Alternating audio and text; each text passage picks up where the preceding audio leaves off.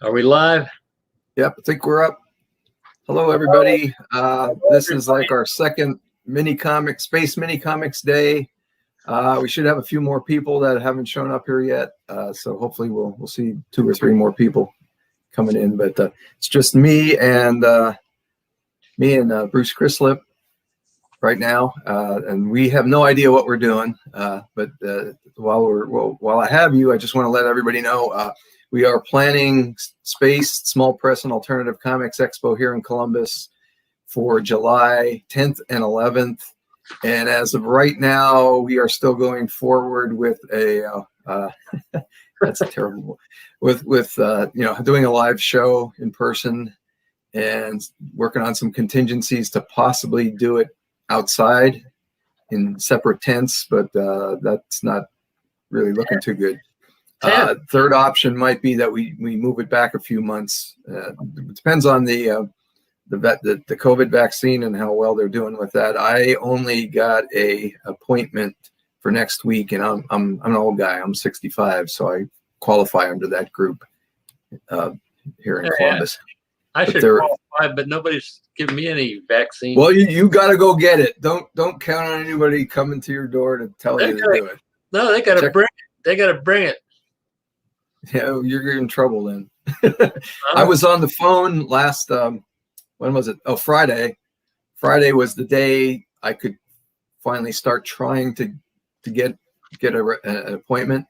And I went through 3 different places online while I was on the phone with the city, because the city's doing it. I was on the phone on hold for an hour until I got somebody, and they had vaccine for next week. None of the other guys, which I was doing online, had any yet. So, and that's off now. They're already off the schedule, and they don't even have the past the old guys covered in the schedule yet. So the chances of it being ready and everybody being covered by July are starting to look a lot worse than I expected. So we're not going to do anything to get anybody in danger. So we'll see how it goes. This is pretty much a one-man operation, so I can turn on a dime if I have to. And the Northland Performing Arts Center, who is our host for the last few years, are really good. They're really nice with me, and they've been cooperating, and we're working things out. That's good. That's good. So some of your past experiences. But nothing like this. I mean, I've actually changed the date of this last show 4 or 5 times already through last year, and even to get it set up before COVID, I had a couple switches in schedule because of conflicts that they put up with me. And the last time I checked, they were still doing pretty well. So hopefully, if we're live, can I make a plug here? Sure. Go ahead. You know what? I'm going to go get something off the printer. I'll be right back. Go ahead. This Joe Zabel's book, Emperor Tom and Other Stories. Highly recommended comics. All color inside. This is available on Amazon. Emperor Tom and Other Stories, $6.99 or $2.99 on Kindle. What's that? Emperor Tom, Joe Zabel's book. I got that. I got it. This is really a great book, and if we'd had space last year, more people would have seen it. Well, he sold it there. We did it online, and he was set up as an exhibit. Yeah, I'm not sure. I didn't check with him if he sold any. I know I don't know if I bought it from him or he sent it to me, but I got a copy. So yeah, I like real paper. I'll put in a plug for my old book too. Sure. This is the history of Minicomics. The Minicomics Revolution. This is not available on Amazon, but I have fake news. He's got me in there. That's real news. I guess I'm historic. Well, yeah, you're one of the people. You're one of the long time. I know your stuff goes back. The first O Comics goes back to what, 88 or something? 88. my first mini comic was about 86. Yeah, okay. And before that, I contributed to a few anthologies. But so yeah, actually, Joe Zabel is like one of the earliest mini comics people. He had something called Tales of the Enemy, and he had a mini comic out in the fall of 1973. But he started this thing as a, Steve Willis's old comics. They used to be like this size, except they were 8.5 by 14 paper, legal size paper folded over, so sort of right. format. Was that was called That's what Joe did with is that a Tales of the Enemy. And that goes, a MIDI? There was a term for that. It goes back to like 1972, I think, and one of his artists was Val Merrick, the man who brought the world Howard the Duck, and drew something called The Living Mummy for Marvel, and cool. That's a whole story there. That there's this Marvel Comics artist named Dan Atkins that lived in East Liverpool, Ohio, about 30 miles south of Youngstown. He'd been in New York after getting mugged a few times. He moved. He literally moved all his stuff, wife and kids, overnight, and he was in East Liverpool for a few years. But he started getting kind of lonely down there, so he started looking for young cartoonists, and he brought a bunch of people into Marvel Comics about 1972, 73. That would be Val Merrick, P. Craig Russell, Paul Galassi. Oh yeah, all from that area up that way. Kung Fu. I just recently. Oh yeah, I know Paul Galassi. I actually just bought an old series of his, and Doug Monick was the writer. Doug, they did Saber together. Yeah, that's right. I saw the original art, but I didn't know about this one that DC put out, a 6-issue miniseries, and it was on one of those cartoon kayfabe shows. If you ever check that on YouTube. Actually, Saber is Paul and Don McGregor. Oh, okay. They Don brought McGregor. That's what I'm thinking of. They brought the original art down to one of our comic book conventions when it was brand new. So I was one of the first people to see that art. Not to brag or anything, but let's see. There's also another guy named Duffy Volan who ended up working at Marvel, who was one of Dan Adkins' proteges. The thing is, the company was sold. The publisher, Martin Goodman, moved on. Stan Lee became publisher. And all of a sudden, they wanted to have a lot of books out there. So in 1972, it was easier to get a job at Marvel. Like some of these guys, I guess all of them got in there pretty quick. Like Paul Galassi sent him samples, and within the month, he was working at Marvel. And it's about the same for the other guys because it was just the timing. 1972, they were expanding, like they were more than doubling their print run, their number of titles. The other thing that was happening back then is Jack Kirby had gone to DC Comics. So all of a sudden they're flooding the market at Marvel with all these Jack Kirby reprints, old Westerns and old monster comics and everything. Crazy.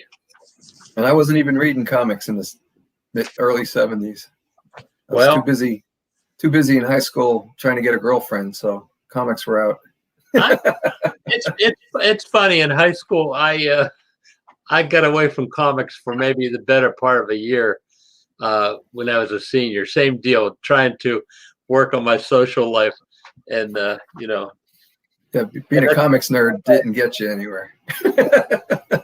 Spend time with a girlfriend, but like my senior year, 1973, a lot of things came together, and I was in the thick of it. There was a first convention in Cleveland, Ohio that summer, and I went with actually we had a table there. We were selling comic books. My brother and myself and another collector friend. And then when I got to college, I met some real nutty comic book collector. The following summer, we went to the Phil Suling Comic Convention in New York, summer of '74. That fall, we started a comic book club, and by 1975, the fall, we had our first comic book convention. We did like 7 of them. You know, every 6 months or so we do a new one. And we were at a college, so we had money to bring in speakers. So we were able to bring in people like Jim Starlin and Walt Simonson. I'm sorry I've been there. You know, Al Milgram. Let's see who else. Well, Don McGregor. All my babies. You know, all kind of people. Anyway, you know, I was sort of on top of things. You know, in the comic book convention world. Do we have anybody else? Nope, not yet. Oh, we got a couple people. We got about 4 people watching us. Oh boy, what's that mean? We better draw something? Yeah, maybe. Well, I could plug my latest book now. This will be available on February 26th. This is my Inktober, or not my Inktober, my 24-hour comic we did back in September. So it's 24 pages, and I put it together with a silkscreen cover, which wow, still got some problems, but I think I got the registration thing all figured out. So the 2-color cover came out pretty good. The back's just a fill-up thing, and I needed a little darker ink for my logo, but maybe that's something I'll work out a bit. But I like the green kind of pops, so I wanted to kind of do that. But so we'll figure something out. Silkscreen, huh? Silkscreen, yeah. Well, you know, I've been doing T-shirts for years now. Doesn't that make the cover kind of stiff, though? Yeah, well, you know, not really. I mean, it's the same paint you use on T-shirts, which are got to be able to move a little bit. So I was afraid, you know, this is not quite that size you were talking about before. This is a kind of a cutoff digest size. That's 7. close. That's close to the size of, it's about. Yeah, well, it's 7. It's smaller. It's okay. It's 7 by 5.5. So I have to cut off the 8.5 dimension. That's because all these projects I do as mini comics, and then I changed my mind. Like to do the silkscreen, I had to go bigger because I couldn't do the detail that small on a mini comic cover. I did one and it was horrible a while back, and I just threw it out. So I decided to work it a little bigger. So the artwork inside is reduced a bit. I mean, I think that was on 9 by 12, which I was going to reduce down the mini comic size, but I thought, well, I'll go halfway. It's about 75% shot down, something like that. So, and art's nothing special, but it was fun. Don't say that. There's a couple nice things I did in there, but you know, most of it was trying to do a page an hour. It was getting kind of. Rule number 1: don't knock your own art. I do it for fun, and I'm learning. You know, that October I really pushed it, so I was. Yeah. I think I improved a lot, and some of the other. There's still a lot of stuff I need to work on. I need to work on more realistic people. Here's something I drew from an old. I actually have a famous artist course from the 1950s. Famous artist course for commercial art. And as an exercise, I just did a copy of one of the drawings in there. I don't know if you can see this. Wow, that's great. Yeah, that's all just. Let's see. But that's drawn in a colored pencil. It's called blue indigo. I mean, dark indigo. Mm-hmm. Yeah. So that's cool. I found my fish drawings. I could start inking these, I guess. Oh, I did. Here's a mackerel, an anchovy, and something called a gilt head bream. This is a. See, anybody that tunes in early gets to see the fish art. People tune in later forget it. Well, I might be drawing some fish here, so. Okay. I think I'm doing a Felicia thing. Felicia fish. I never say it. I do alliterative names, but I never actually say them. Let people figure it out. Here's another one. This is an exercise. Let's see. I can't see it too well. Up. Other way. Yep. Uh-oh. I'm blocking them. Okay, is that Joe? Joe? Is that Joe Zabel?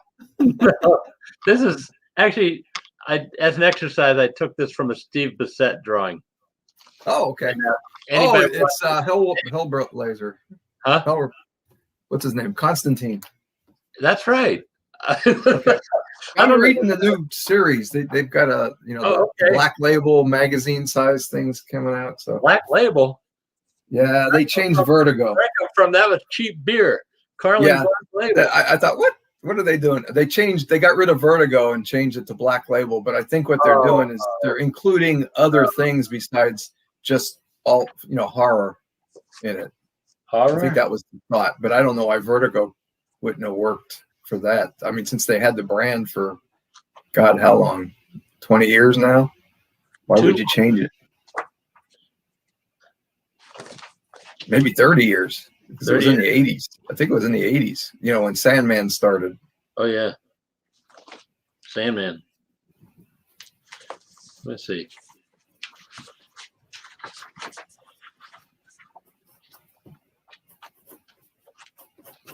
Somewhere.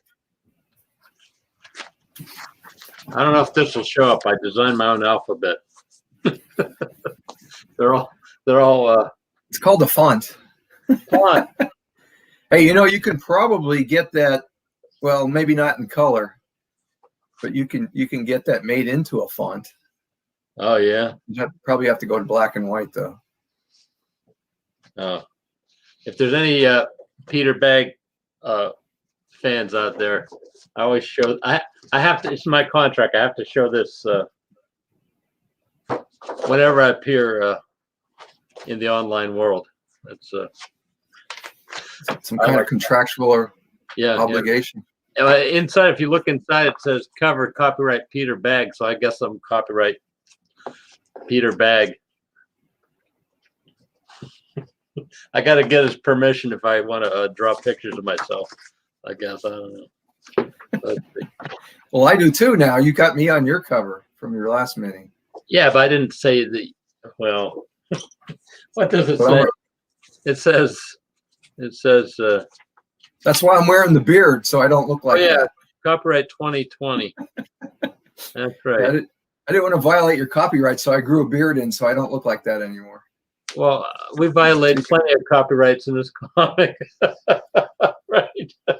There's Wonder War Hog, Steve Canyon, and the Sinclair Oil Company guy. And I actually watched Cartoon Confidential or Comics Confidential the other day. Yeah. I hadn't seen the whole thing, so I sat down and watched the whole thing.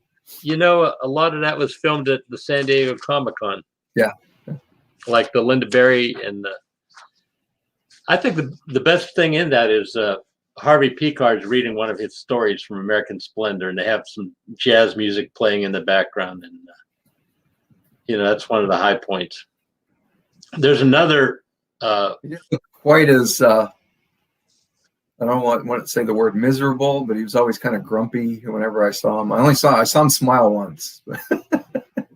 Well, Joe could tell you more about him because Joe spent a lot of time with them. Yeah. Oh yeah, I know Joe did, and we had a few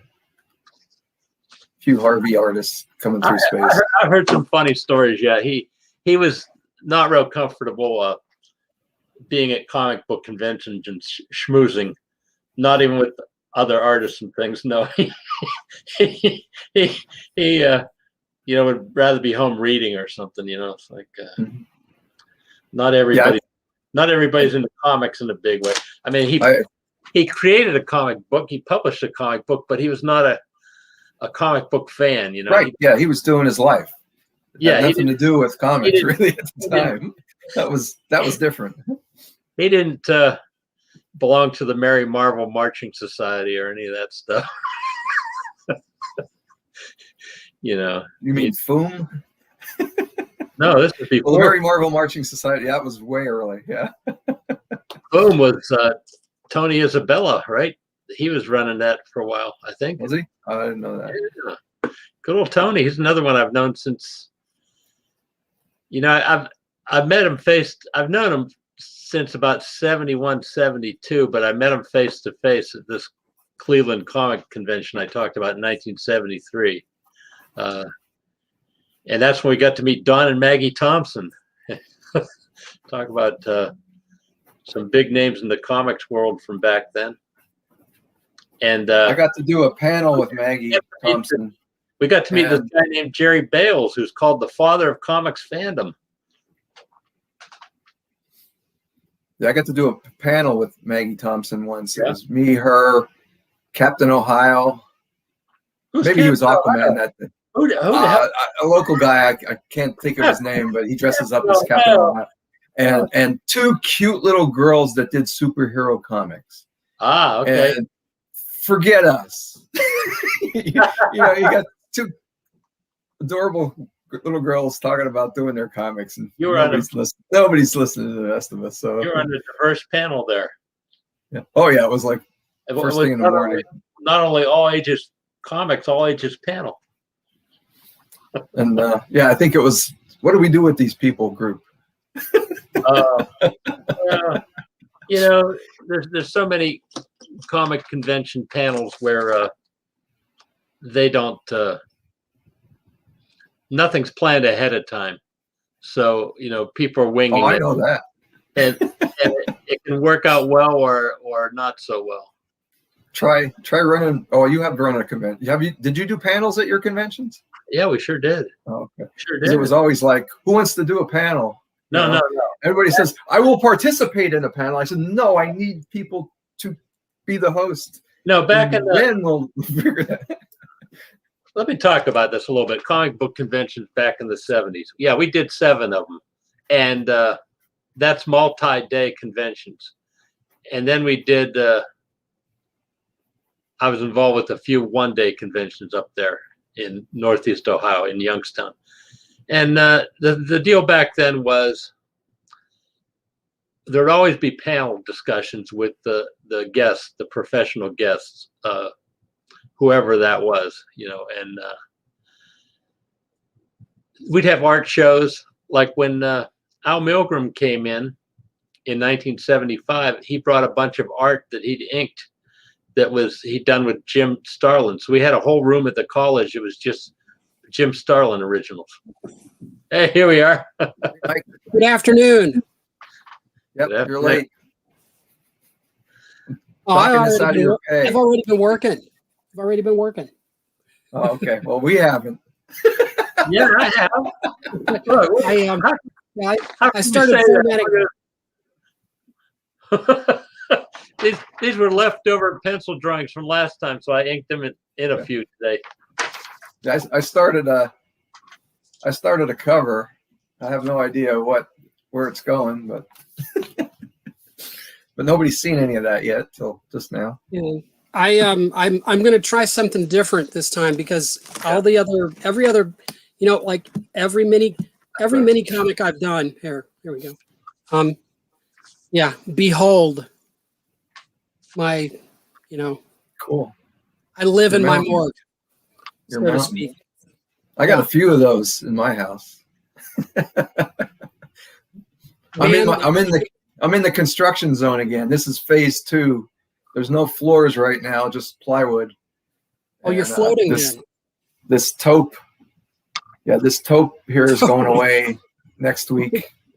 This is taupe 2, I think it was the paint color. Taupe 2. Taupe Hey, 2. You've opened up my picture. You can see this painting in the background. Yep. That's cool. Actually, is that yours? Let me bring that up. So yeah, I'm going to work digital this time because every other mini comic I've done has been by hand. So that was what I was doing this morning, was setting up the workspace in one of my in one of the graphics programs that I use.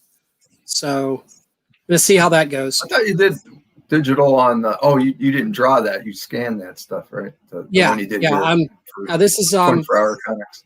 Yeah. Those were digital. The 24-hour comic that I did this past October was digital, but I've never done a mini comic digitally. Here's Hunter. Hey, Jam. Hello. How's it going? How you doing? Good afternoon. Hello. Good afternoon. Hi. I painted this back in college days, 1977, and I swiped this Cyclops from Seventh Voyage of Sinbad. Right. In Yep. case he looks familiar. You should probably One of my give it favorites. back. You might miss it. Huh? You said Why you did you give swiped it it. back? You should probably give it back. Oh man. I wouldn't. You could probably make money on that streaming of that. I mean swiped. I mean it was photo reference. I That's understand. one I have to. That's a movie I have to go watch again. I haven't seen in a long time. Yeah. You know that the band that played Sinbad, Kerwin Matthews, was a Seattle guy. And after that movie, he didn't have too many other starring roles. That was kind of it. He peaked with that movie. Have you haven't seen it for a while? No, it's been a while. I only watched. One thing I find annoying about that movie is that it's obvious from the very beginning who the villain is, and all through the movie he's trying to do Sinbad in, and Sinbad is a little too dense to understand that. Anyway, I'm gonna put the Cyclops back in it. I only recently watched Jason and the Argonauts again. The Sinbad. That's Harryhausen, right? The monsters and stuff. Oh, both of those are. Oh yeah. So yeah, I'm a big Harryhausen fan, but it's been a while. I went looking for Jason and the Argonauts online the one day, and I think they wanted to charge me for it, and I said, "The hell with that!" So I wound up picking up the DVD somewhere. There was I'm going to pay for it. There was an animation festival one time in Seattle, and Ray Harryhausen was one of the guests. Oh, that would be cool. And he brought the model. He brought one of the skeletons. Oh, neat. Climatic battle. I was surprised. They're only like about, maybe about 9-10 inches high. You know, Oh yeah. That inspired me. I did one of my first comics back in the '60s. I was about 7th or 8th grade, and the guy went through 7 horrors, and one of them was, of course, the skeletons. You had to have the skeleton, so I had to learn how to draw a skeleton. Yeah, I think they really sort of blew their budget on that final scene with the Jason and the Argonauts fighting the skeletons. But it's very impressive to this day, I think. Yeah. Oh yeah. Yeah. I mean, well, you imagine, what was I, 8 or 9, seeing that, and nothing like it anywhere else. I mean, there was just nothing. There was just a handful of movies that were worth the crap back then. I'm a big Harryhausen fan, and you have Jason and the Argonauts, Seventh Voyage of Sinbad, and one called Mysterious Island, and all 3 of those have music by a composer named Bernard Herrmann, who's one of the all-time greats. I don't know, Bernard Herrmann did music for Citizen Kane and Day the Earth Stood Still, and all these kind of Journey to the Earth, all these kind of and a lot of Hitchcock movies. I guess maybe that's his most famous. The music for Psycho, if you want to call it music. And boy, I don't know, Vertigo. He did a whole bunch with Hitchcock. Well, anyway, take my word for it. And if that's not off topic, I don't know what is. We're supposed to be talking about mini comics, huh? Yeah, I'm gonna switch over to my camera so people can see me not drawing. But I'm here. Well, I'm drawing, but I'm not showing the desk, so you'll just have to take my word for it. Oop, I just got a beep for something.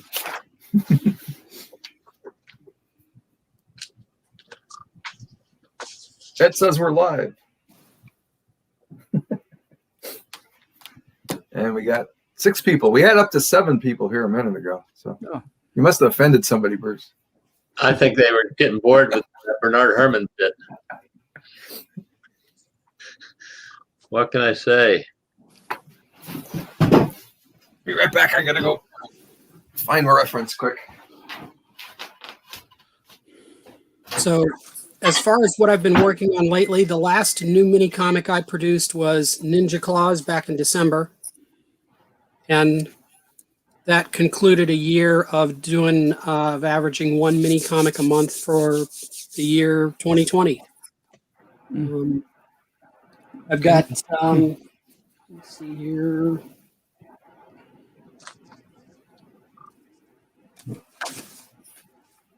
It's in there somewhere. I'll have to retrieve them on break. I think they're down in the kitchen. I have 2 in progress that I'm about 3/4 of the way done with Ninja Resolutions, and I started Ninja Adulting. So what I'm working on now won't be either of those. All this ninja stuff. It sounds like you're in a rut. It's a very profitable rut. I'll take it. Nice.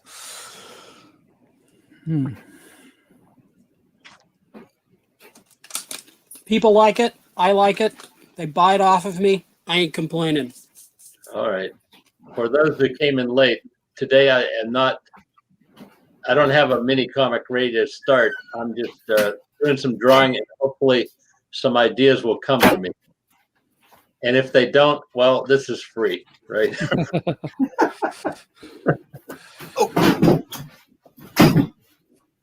I was going to do another Felicia story from my Inktober Felicia's Quest. I don't think I'm going to do all the dots, though. I don't have time. You don't have time for dots. We got another Mike Carroll here.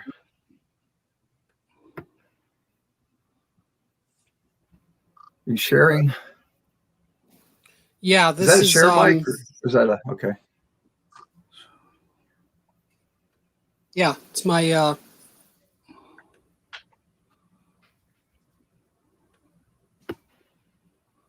Oh, so you're wiping us all out if you do that. Oh, I'm sorry. I'm trying to think how to. Can you switch your camera there? I mean, we can put it up for a while, I guess. Well, that's actually it's my screen. It's my laptop screen. It's not a camera. Yeah. Huh. Just trying to think of how to do that. Oh, we can toggle back and forth. Why is it not? It should be. That ain't it. What's going on? Oh, that's the one. No. Oh, you took it down. Okay, that's why I can't find it. Do you want me to put it back up? Yeah, we can toggle back and forth. Yeah. Okay. I'm going to put it back up, and then I gotta. Yeah, go ahead. Put it up. We'll figure it out, and then. Yeah, see, I'm just toggling back and forth on the cameras.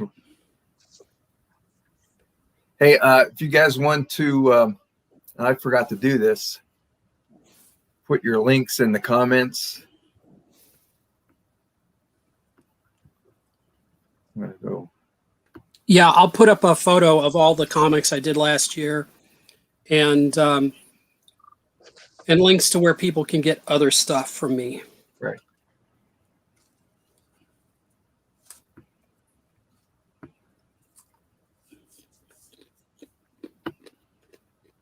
Come on. I haven't figured out where to put my favorites on my new. I keep calling this my new computer, but I bought it like last April or something like that. So it's almost a year old, and I'm still not completely removed from my old computer.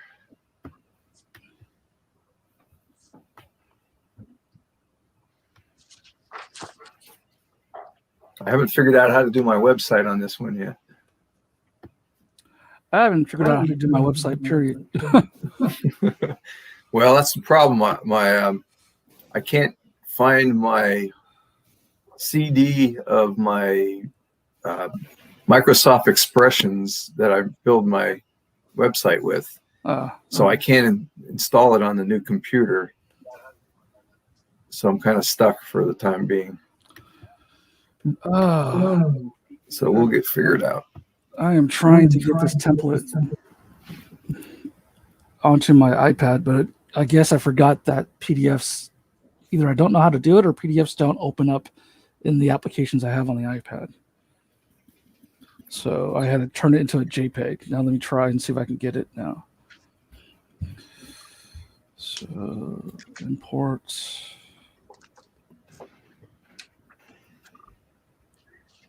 Oh, that's not. Why is it like this? Come on.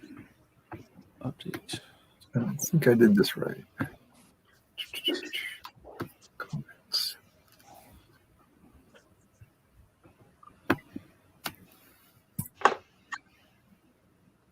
Oh, there it is. Okay, I just put up.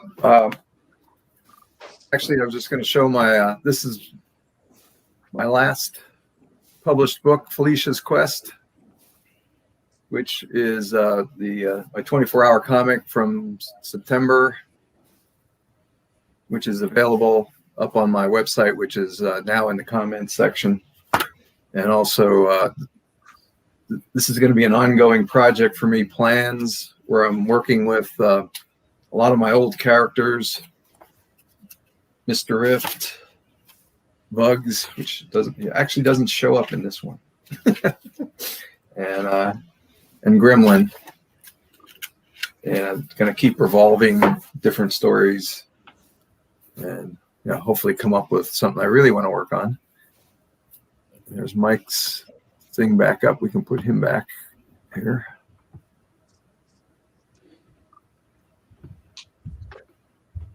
So watch Mike for a little while. If anybody else wants to take a turn up being up, we can do that.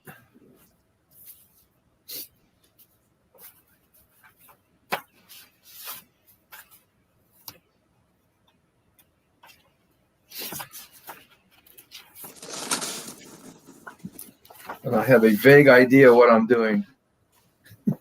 Yes, got it. Very Okay. vague. All right.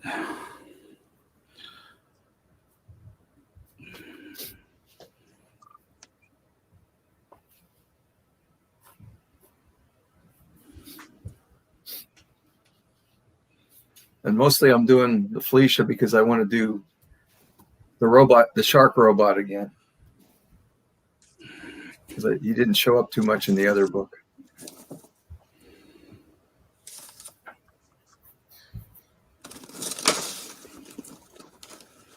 He works both horizontally and vertically.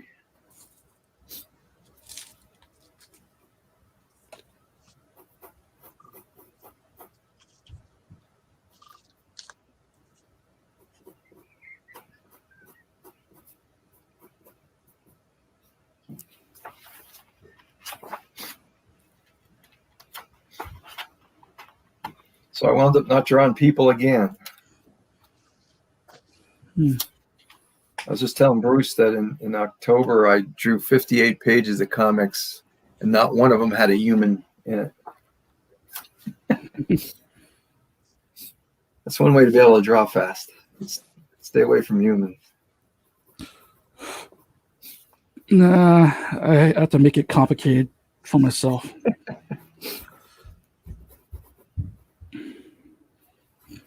All right, template is inside the app. Yeah, PDFs do not play friendly with this iPad. Well, I could have sent you a JPEG, but Yeah, I forgot to ask, but that's on me. So, and I could actually change a PDF to a JPEG. that's what I did in on my computer in Photoshop or Illustrator. Now I had to do some file transferring to get it over to Okay, I'm good now. Luckily, they gave me Photoshop, Adobe Photoshop, some part of it. I don't know if it's the whole thing, but it's enough to be able to convert files because I'm not.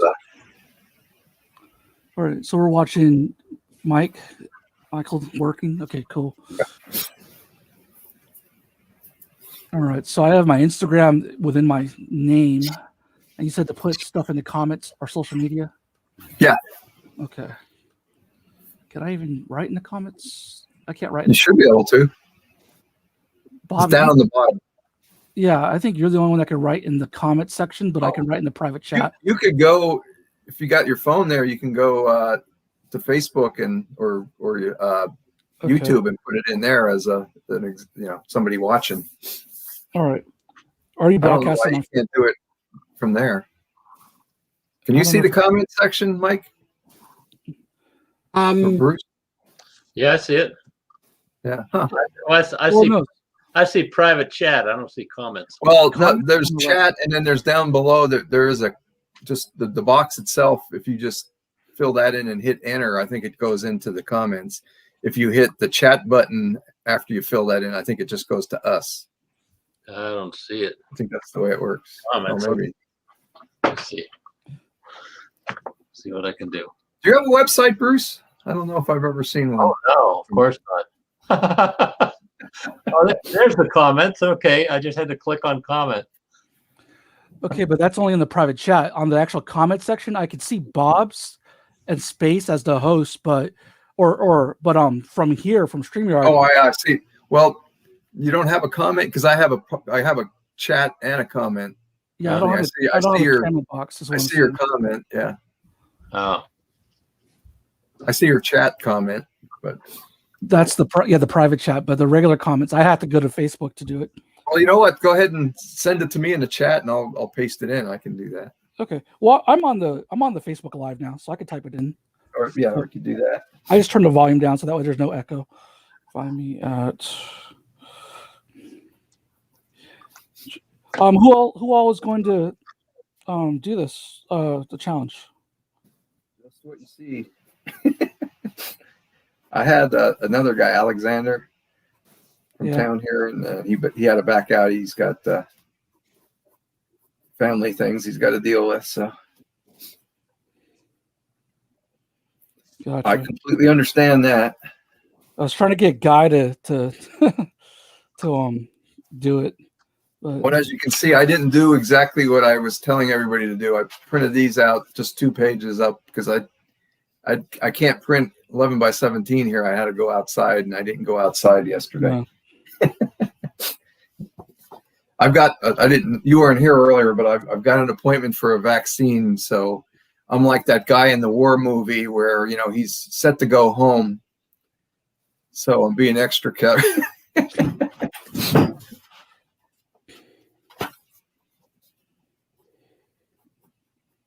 I've seen too many of those. Oh yeah, you lucky stiff, you're going home.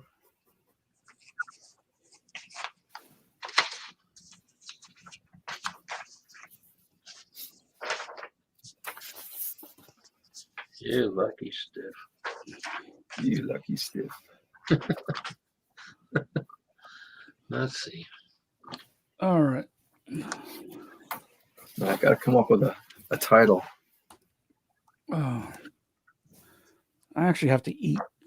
So what I'll do is switch to another page I've worked on. That's not the Minicomics, and people can look at that until I'm ready to work, I guess. And I'll switch my camera. I'm going to adapt a journal essay comic thing that I did for towards my thesis, and I'm going to actually turn that into sequentials, full sequentials.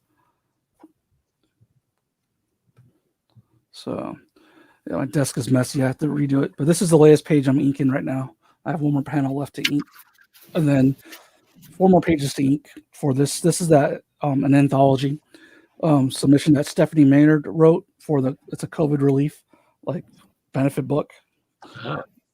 Cool. But taking just tried some different approaches digitally, so I could see if I want to use them in my own work, from when I do my own stuff. So there we go. Get the whole thing in frame. But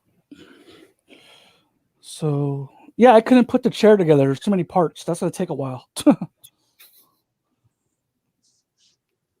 Hey Mike, I forgot I can pull people up individually here, so that won't be as so if somebody's doing something interesting, we can flip over. Okay. Well, if you want to switch off of me for a bit, my lunch just arrived, and I was going to go downstairs and grab that. So I'm trying to work off of these randomly generated words. Oh no. So we'll see. And I think I'm going to do it without words, so it makes it Wait a even minute. more. You're just going to use one word for what? Or are you going to Page. are you going to take all the words and make a sentence out of all the words? No, I'm probably not even doing sentences, but I'm going to use them as a Well, springboard. I for can the see right page.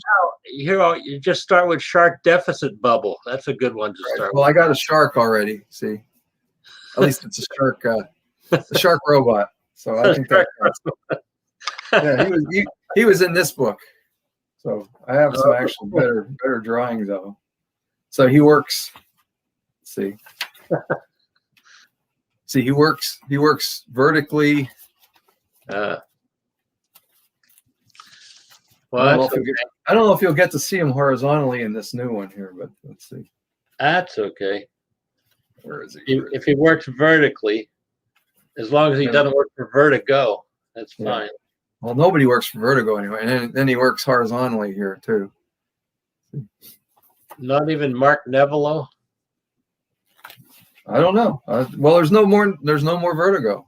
That was before Vertigo. It's called Piranha Press. So see, you got your shark, you got your piranhas, you got your deficit bubble. You could work a comics thing right in there. But so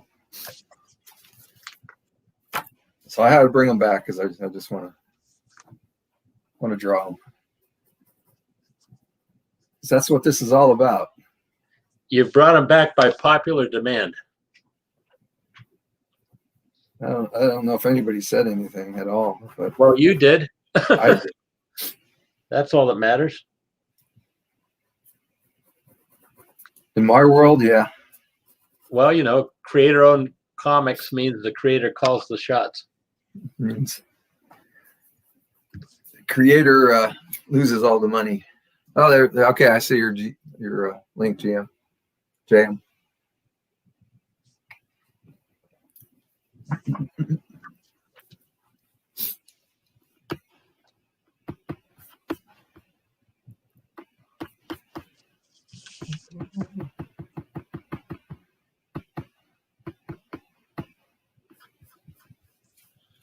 Now, Bob, would you recommend that idea of random words and generating ideas? Well, for me, it works. Oh, okay. I did it last time we did the mini comic. I kind of had an idea what characters I was using then. I didn't have that idea until I saw the words this time. And for the Inktober, that's what that whole book is they had a different word for every day of the month. And I just tried to use those words and make it a continuous story, which was a lot of fun because, I would maybe know 2 or 3 days ahead what I was up to. And I had to keep trying to figure out what to do with these. Some of them were just like, this ain't going nowhere. So there'd just be a panel of something stupid in the middle of it. But most of it worked out. I mean, it was in the same flow, but it was like, did not push the story forward at all. But I work good when I get backed into a corner. That's something I figured out. That's kind of what I did for a living.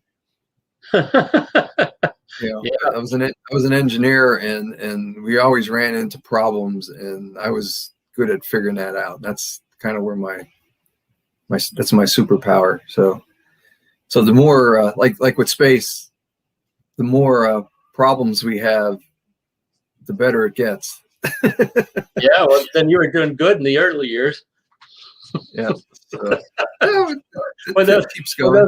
When those insane Clown Posse fans showed up, you were really doing good because you had a problem to deal with. That was, that's part of the history. That was a problem to be solved. Yeah, well, we did. We got through it. Yeah, I know. That was and most of those kids were okay. There's a couple of them that were. Most of them were okay. Some of them were in Washington D.C. in early January, I believe. Yeah, maybe. Yeah. Yeah. No, actually, they were against. They generally were against Trump. So that's good. Oh, I don't think that was way before anybody knew about Trump much, did it? Oh yeah, that was yeah. But they yeah, Yeah, I mean, like I said, they most wouldn't be of for Trump. They'd be more for like Occupy Wall Street is where they would be on the side yeah. of. and that's The cool. Juggalos. So you know, like I said, there was a few bad ones there, but That was even before Occupy Wall Street. That was more like Occupy Space. yeah. So made my peace with it. We did okay. I got through it. I only threatened one guy with the cops, so and you know, we kind of handled the rest of them okay. Yeah. I confiscated all those. I think it was for Marcon, the discs, the flyers. That was a mistake. Never make a flyer in the shape of a disc. It's just looking for trouble. I forget what happened. They were just throwing them around. Oh, okay. Which you know, anybody at that convention would possibly do that, so it's not that terrible a thing. And one guy was skateboarding inside, and when he finally wiped out, I just went over and kind of laughed at him, and he left. Right. It's you had all kind of antisocial people at that convention. So yeah, like I said, you know, they didn't do any real harm. So that was, you know, dealt with a lot of other things too. So we did have a space last year. It was online, but it was done. Right. So I'm hoping not to have to do that this year. And if I do it, it'll be set up a little different. I don't think I'll be on for 8 hours straight. I think we'll figure something else out. Nobody wants to listen to me talk for 8 hours. Yeah. Well, you know, all these virtual conventions, it's a different kind of thing. You know, Cartoon Crossroads Columbus was a different thing than previous years, of course. And I was kind of disappointed. They had what was it, Discourse, where there are all sorts of comments. Yeah, Discord. Yeah, Discord. I had a good time on Discord. Yeah, but the thing I was disappointed with was when the show was over, you couldn't access any of the comments and go back and look at it. Yeah. It was kind of and that's where I spent most of my time. I was watching the things that were on Discord and you know, talking to people. Right. We had a real good time. Yeah. I thought it was a lot of fun. Like, boy, I don't know what it was. Maybe late Friday or Saturday night. Matt Fazell was doing drawings for people for very, very low prices, and it was a lot of fun just watching him draw all these different comic book characters. I was his henchman for that. Oh yeah. I was watching the comments and giving him the, you know, what people wanted, so he could keep drawing. So I had a good time.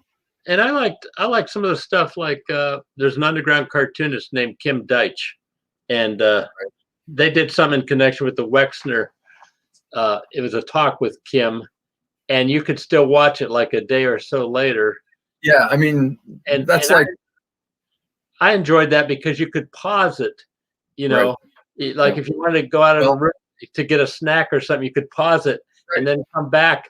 And you couldn't do that if it was live. You know, you'd miss something. Well, I was on Discord because all that was live, and then the other stuff was live also, but it was recorded. So I went back and watched all that like after. Yeah, me too. So that's kind of I got this kind of experience stuff. That was nice because I wasn't tied to my table, but I still did sell about as much stuff through the, you know, online through there as I would have if I was there in person, because people didn't have to see me, you know. Unless you watch that video. I learned about a lot of cartoonists I'd never heard of before. You know, there's this woman named Spike Trotman. Yeah. And I thought this was some brand new person in their 20s, but no, she's been around a while, and she's like the big success in comics on Kickstarter. She's done all these campaigns, I guess, bringing in like millions of dollars on Kickstarter or something like that. Wow. I guess I was out of the loop because before the CXC last year. I had not heard of her, but I was No, very she's impressed. a force. She is a force to be reckoned with. Right, Bob, she did the anthology. She's also a publisher. So she right. did Smut Peddler, if you remember that from the TCJ days. So if you've ever heard of Smut Peddler, she did what she did. Ooh. Spike. So Iron Circus Comics is her imprint. Yeah. Well, Smut Peddler, wasn't that this is a different one, but back, I don't know if it was early 90s, the guys from Hamtramck were doing a mini comic called Smut Peddler. So when I first heard that, I thought it might have been the same thing, but I guess not.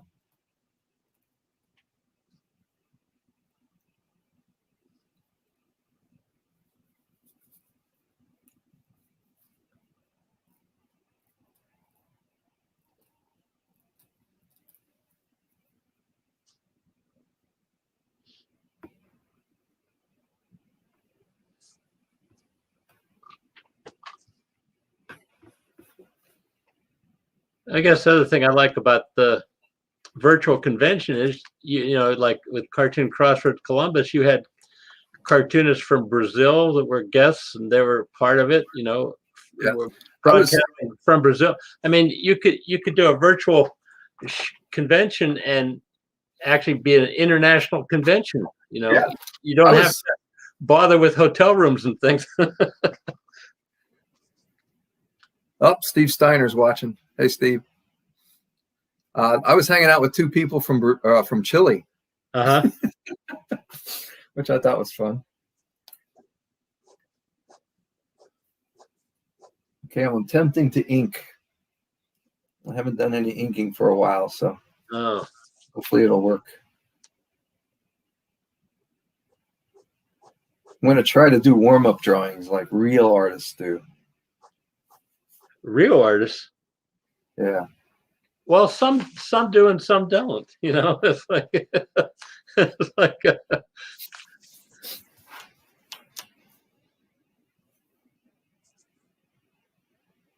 But I need it because yeah, I get better as I go, but still not good enough.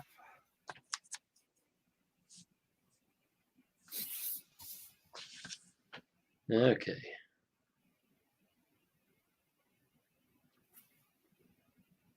Yeah, I think I did more networking at CXC this year with the online thing than I do when I'm there live.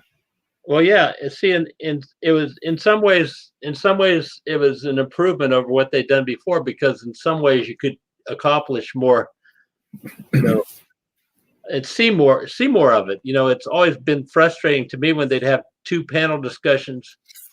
or three panel discussions right, going on at the same time, and you can only see one. At Space, I was always happy when I'm losing names here. The UVN guys would record stuff. When Richard Ketterjohn would record the panels, because then I get to see them. Right. Yeah. Because I'm usually running around, don't get a chance to sit down too often. Yeah, I know all about that from my old days when I was in college doing comic book conventions. I wouldn't see the convention.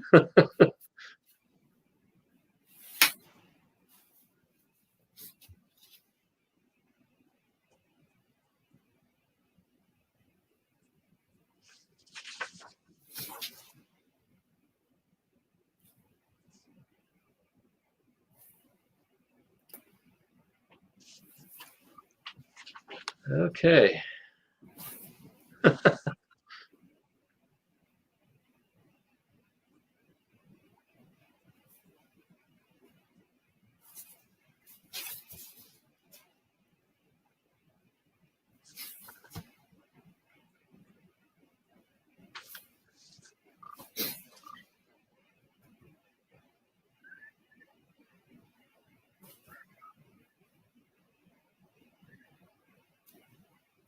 I'm going to try to keep myself from drawing backgrounds. Yeah. That takes a long time.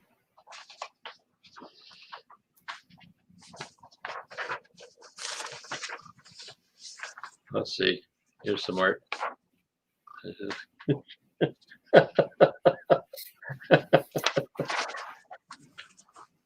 We got a fish theme going.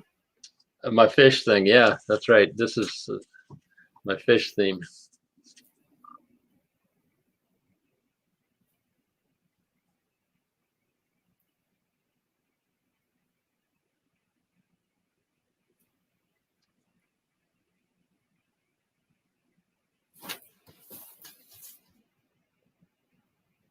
So this area I'm in here in my house might be my studio. This is the family room, and it's under construction right now. I'm going to paint the walls here probably next week.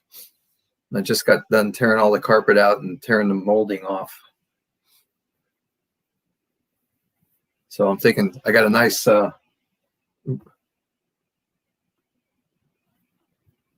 nice north exposure here. Mm-hmm. Oops, what's going on here? I am. See, this is my back patio door slider that, you know, it's northern exposure. I'm getting all of that natural light through there. So maybe I need to get a real desk. I don't draw at a desk. This is odd for me to sit at a table and draw. So I might get a real drawing board. What do you do usually? So just tablet in my or you know, this thing that you see I'm working on now with the clipboard with the drawing connected to it. Because I usually just sit in the living room, or that's what I used to do, is sit here in the family room with my wife when she was watching her terrible TV shows. So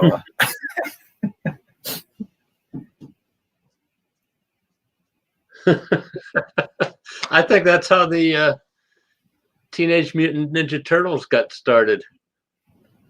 Kevin Eastman and Peter Laird were sitting in their apartment watching bad TV and waiting for their girlfriends to come home, and they started throwing around ideas, and look what happened. Yep. So somehow I missed that. I missed all the money part of that. So. Yeah, you and everybody else.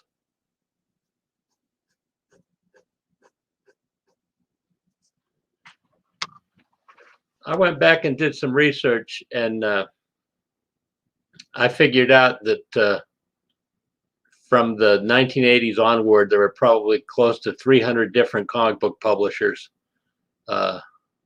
Most of them were not successful.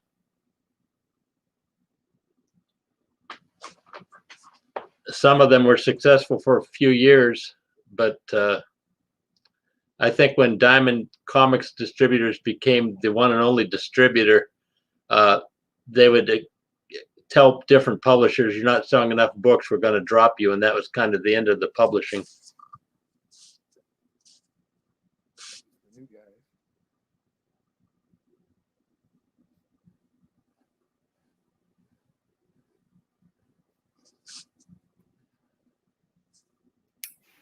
See, what time is it? Okay, theoretically been at this an hour.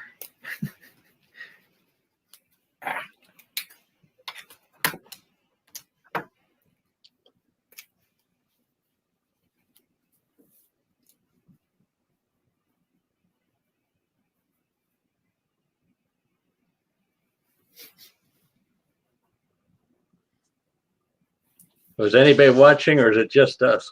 I got 8 people watching. Oh, okay. Hello, everybody. Great. And then, like I said, one of them, Steve Steiner, because he put a comment on. Yeah, okay. Hey yo. Let's see. Wait a minute. Comments? Can I see this? Can you see the comments? I don't know. He's on YouTube watching us. Oh yeah, I see his comment from 1:01 p.m. Yep. Maybe I just leave it on the comment section. They just picked up my latest strip for the next Columbus Scribbler, which I'm not sure. I think they were shooting for June, or was it April? I don't remember, Steve.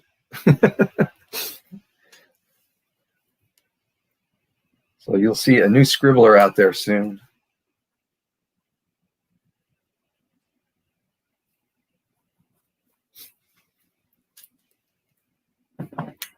He says, draw faster.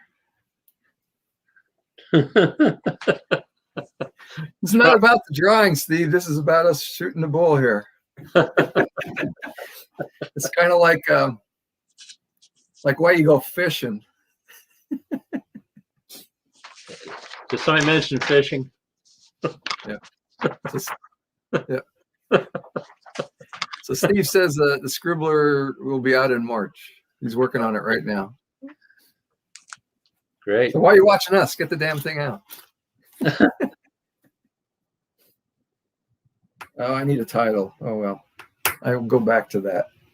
Okay, I think that's title drawing, or the cover drawing is done. Now I just need a book to go with it.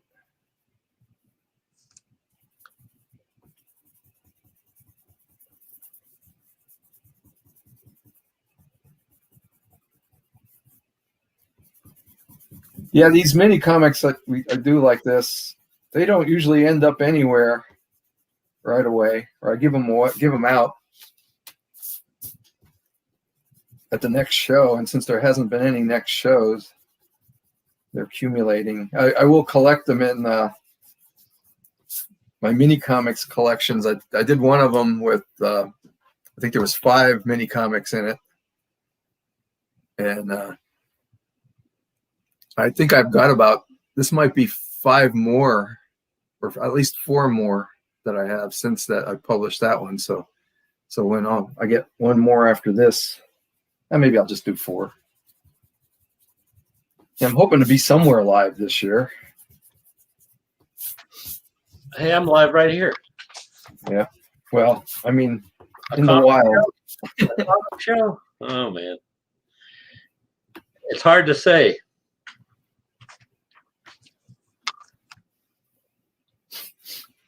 Well, space is the only thing right now that's scheduled for me that's supposed to be in person.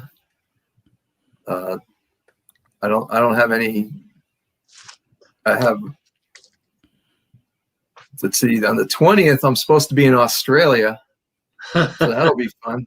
Yeah. I haven't figured out how. I think I'm finally figured out how I'm shipping stuff if I sell anything down there, which is outrageous, but probably not completely crazy. Speaking of conventions, I have to do a little plug for Carol Tyler. 2 weekends from now, there's going to be a virtual Beatles convention, a streaming Beatles convention called Fab 4 Con Jam, and Carol is one of the guests. Oh. I guess this is a thing where it's all online, it's all streaming, but they are selling tickets to it. If you're a big Beatles fan, she will be one of the many guests. She will be talking about her book Fab Four Mania, and got that. One of the other guests is Alan Parsons. If you remember the 1970s. What's he got to do with the Beatles? Well, things are slow. They're not selling so many Alan Parsons project albums, so I don't know. He's British. Isn't that good enough? They're also going to have a woman that used to... He wasn't even part of the invasion, was he? He was later. They're also going to have a woman that used to hang out in front of Paul McCartney's house. They used to call them the Apple Scruffs. One of the Scruffs is going to be...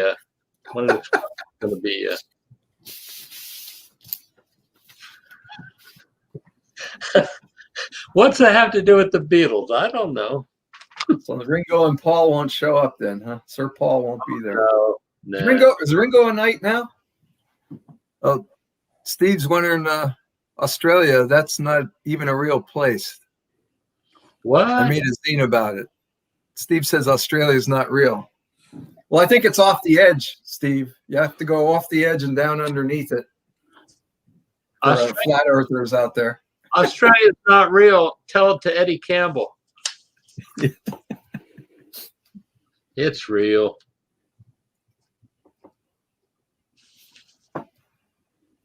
Tell it to Crocodile Dundee. It's real. I have it on good authority. In fact, when my mother was younger, she had a pen pal from Australia. You know, so where did all those letters come from with the Australian postmark? It's real. Didn't have anybody in Australia, but I used to trade mini comics with a guy in New Zealand. Yeah. Yeah. And Nick Durga's down in New Zealand. He moved down there years ago. Amoeba Adventures. And he's been posting that stuff up on some of the Facebook pages. He says Eddie Campbell isn't real either. Oh, he isn't. You know, Alan Moore drew it from hell himself. I still am in an amateur press association thing that's all comics called Cartoon Lunacy, which has been around forever. And one of the members is Roger Langridge, who's fairly well known in comics these days. And I was a central mailer for a while, and he would send me money for, you know, the dues for the year, and I think British pounds. I think he was in England, and I think he was in New Zealand also. I don't know. Anyway, or maybe Australia. I don't know. One of those places.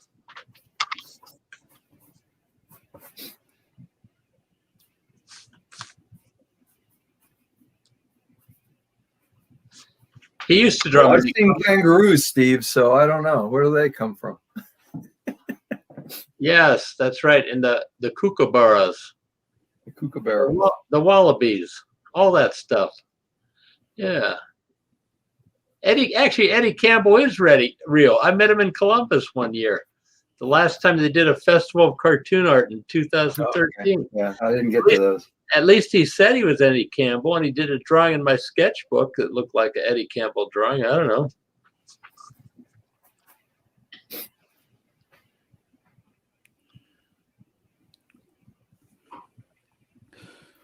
Okay, I shared the Facebook stream on Twitter and on my page. So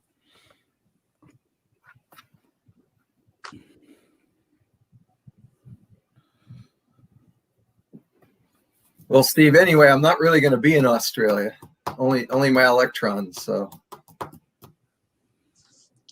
I didn't think to switch I'm kind of working on my website to put international shipping things on there.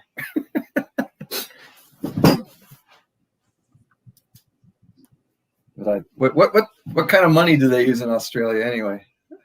Is it pounds? Do they do the English kind of system? Boy, I don't know. I don't even know. I'm just going to let them convert it themselves. I'll give them the US dollars.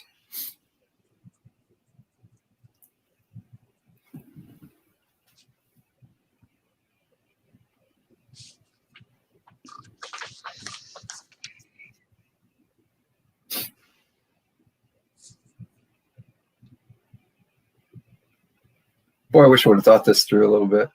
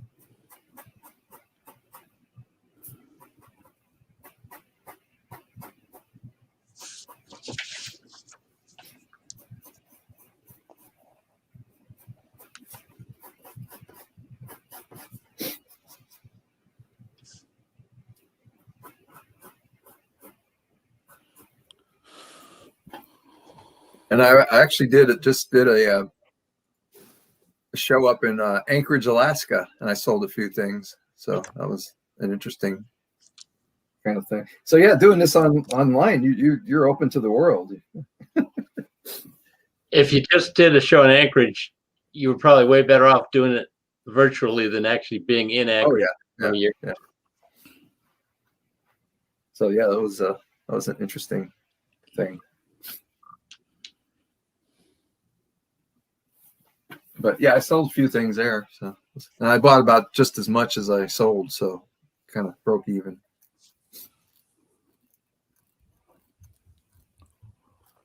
And our buddy Brian was in on that. Brian? I'm forgetting names here. Brian John Mitchell. Brian Payne. No. Oh, Brian Brian Payne. Payne. Yeah, Payne. Brian Payne. Um, Yeah, I want to get down to see Brian Mitchell's coffee shop. oh, that's right. He opened up the comics and Yeah, coffee shop. there you go. I think he's open. Yeah, or will be open soon. So that's. Yeah, I was asking him if there's any shows down there because I'd like to go down that way and in the triangle. Well, he's not quite in the that triangle area, but he's down closer to that. So that would be fun to kind of hang out there and do some kind of show down in that area. Maybe that's the next space when we get moving again. If they don't have one, we can make one. Especially if we have a coffee shop already to have the party at.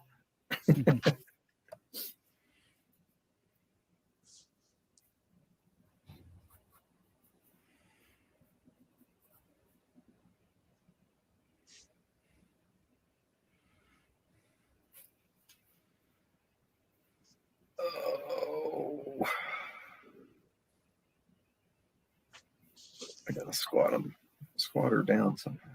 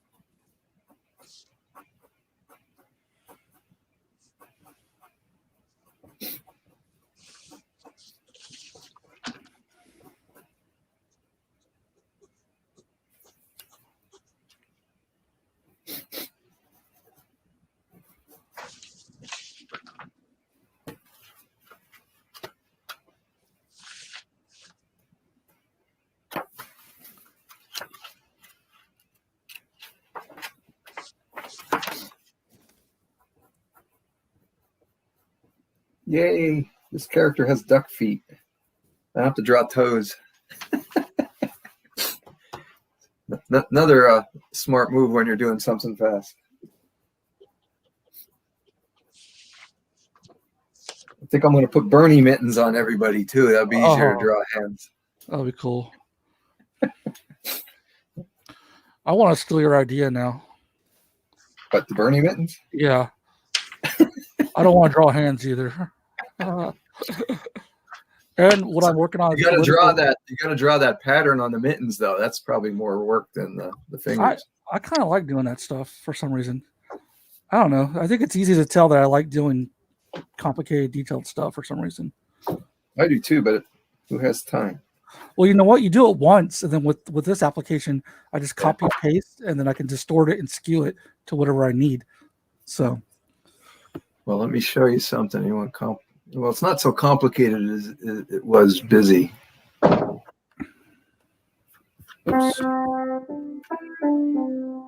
Oh, I gotta go back over. We got a music accompaniment. Uh-huh. Oh, where did I put that? We did. Let's see.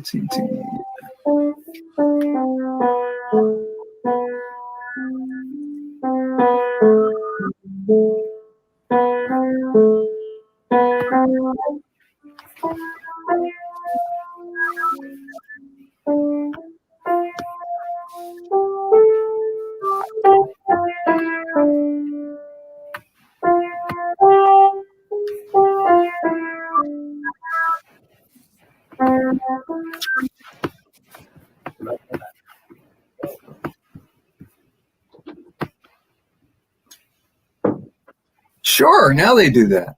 Huh? Now I can share video files, but I think we did that at Space without their permission. That- Did I miss something? Now I'm going to show you something here. So Okay, then I can show my show and tell after.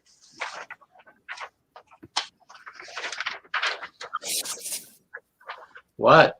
it's my, that looks my cool. cityscape from my latest A little thing I'm working 3-point on. perspective happening there.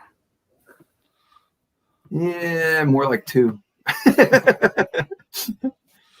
That's pretty good. That's a pretty complex picture. Of course, my problem is I'm drawing all the stuff or trying to match what I did when I was in college, when I had good hands and good eyes, and a hell of an imagination, because I would not be able to dream something like that up right now. So yeah, I'm trying to get back there. Is that an older drawing?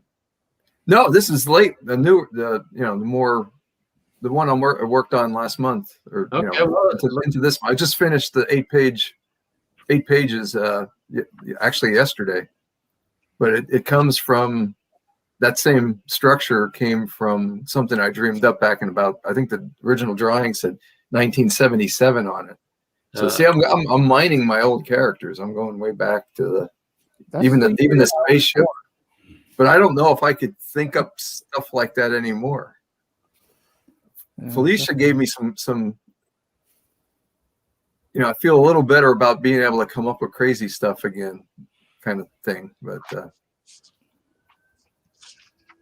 I'll show you the old one here. Let me get that book's in the other room I was using as reference.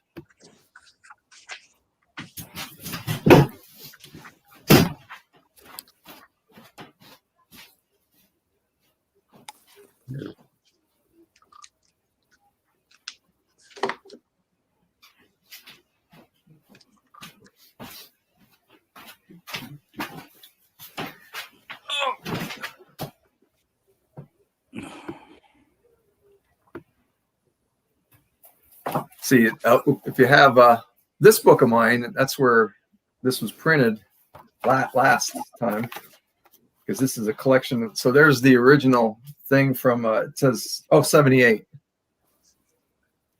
Oh, so I was 1. Yeah. So, and it had airbrush. That was my few weeks playing with an airbrush back in those days. Actually, I think it might be more of a, no, that's an airbrush. I think it could possibly just be spray paint. Because you see over here, I was playing around with it too. So that might just be toothbrush. So I was kind of playing around with all kinds of weird things and water prints. You see that up there. So yeah, I was just experimenting away and a lot of stipple and cross hatching, because this shows up back again in the new version. They're inside that structure. So this is available at my website. As he shamelessly plugs again. Oh, we could put Mike back. Oh, you got nothing there, Mike. Sometimes I get to this point and I'm good. Like I like how it looks. I don't want to go any further. It's like, no, I actually have to do something with it. I like the layout. I know, so do I. I like the layout. I that's what I've been doing, is having fun coming up with interesting layouts, but yet still trying to keep in service of the storytelling, So I've been yeah, kind of bogged down with the four panel grid. That's it. That's been my thing lately. I just can't. I barely work off a script now. It's just kind of like some notes or an old outline, or I make it up as I go, which screwed me up in the last mini comic challenge that we did, because then when I went back to it, I couldn't remember what I wrote, or I couldn't find what I wrote, or I didn't or I didn't even write it down, and it was all in my head still. And so then I had to make it up on the fly. But I ended up with a better story that I'm still trying to finish. So these are more like story seeds for me, and all these are going to be going towards my thesis. So I'll still print it out in mini comic form, but eventually I blow them up and color them up and reformat them and make some changes to a larger size so I can put them together for my next art book. So finally got a stapler in, so now I can actually fold. I got the printing done, so I just got to go through the printing now and make sure that the quality is decent, and then I can actually fold and staple all those art books that I owe everyone.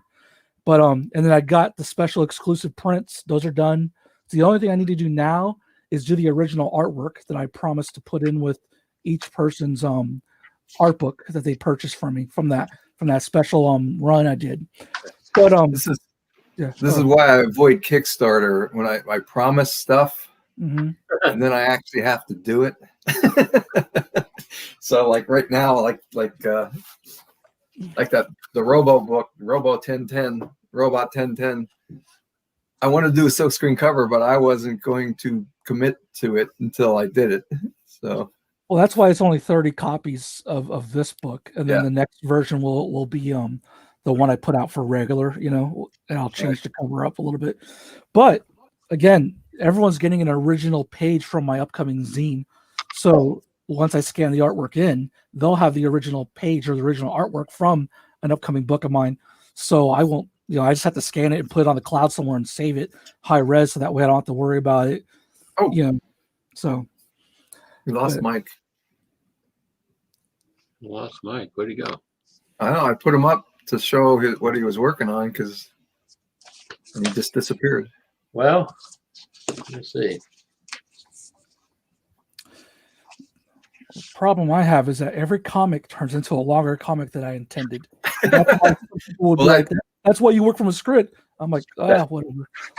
Thing I was just showing you was supposed to be a 10-page story, and it wound up to be 50.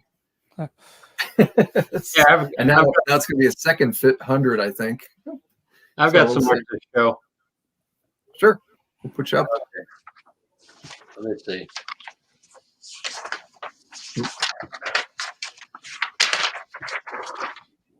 Here they are. A mackerel, an anchovy, and a gilt head bream.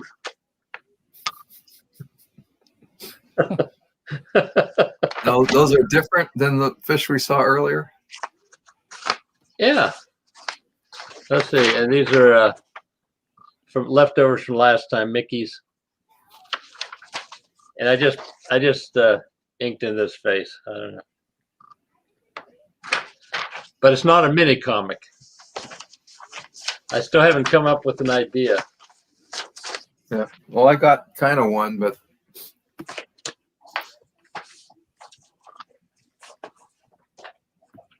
let's see. I don't know what happened to Mike. You out there, Mike? I didn't do it, Mike.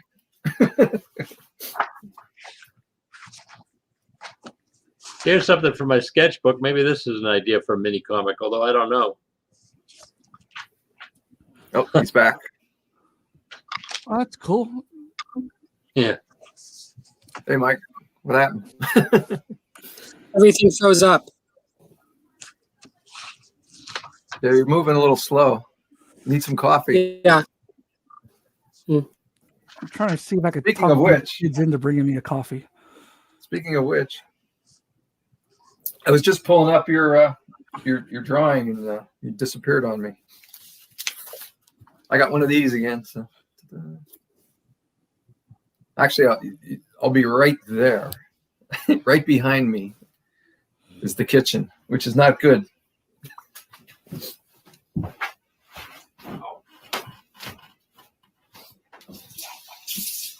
Hey, Bobby said hello. Hi, Bobby.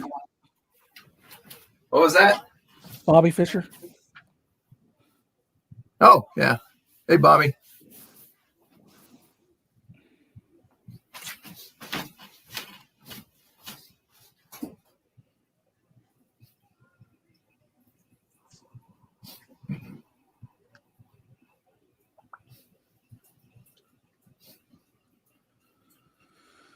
Okay.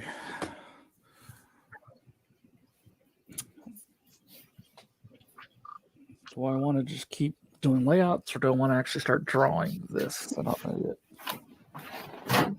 Kind of having fun with layouts. Oh, tell Yvette I said hi, and I hope you all are doing well. I know she's in school. You've been grinding away in classes. So, has she used all her Bob bucks yet in regards to engineering tips?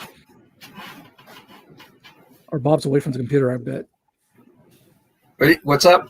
I was because Bobby said Yvette says hello, and I was saying hi, but I was making a joke asking if she used all her Bob Corby bucks yet in regards to engineering questions. Oh, yeah, she's doing that, right? Yeah. That's great. I mean, that's proud of her. And she's doing the one thing I did not ever understand: electrical. Oh, nice. To me, it's just magic. I always told our electrical engineers at the office that I can't understand it because it starts off with a bad assumption, because the electrons go one way and the current goes the other way. So right off the bat, it was wrong. So I couldn't keep up with it. But that was my only C in college, was my electrical engineering class I had to take as a requirement. And the first time I attempted it, we had the first quiz, and not one person in the room got one answer right because the teacher was so terrible.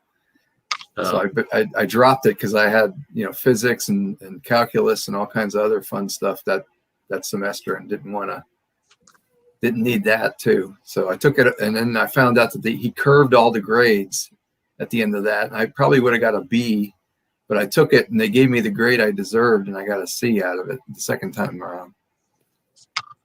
Bobby said she's doing pretty good. Having a little bit of problems with the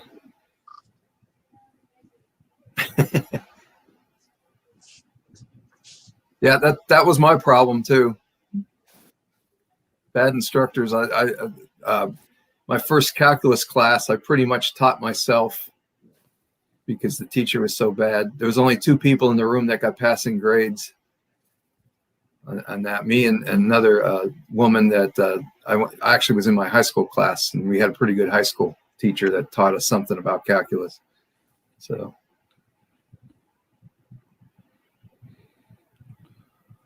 Okay, let me look up references. Be right back.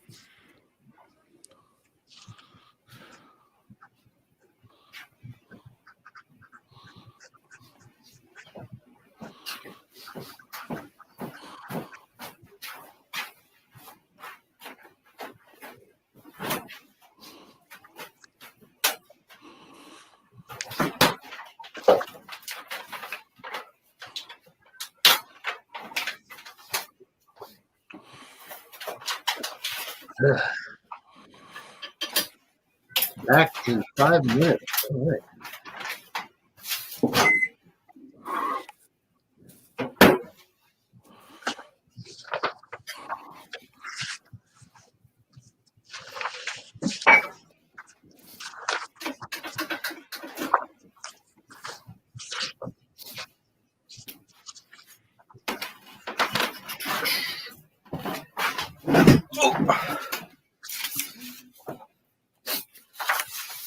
Bobby, Yvette, one of the good things about engineering is you're almost always employable because everybody wants somebody to blame. That's the big thing about engineering.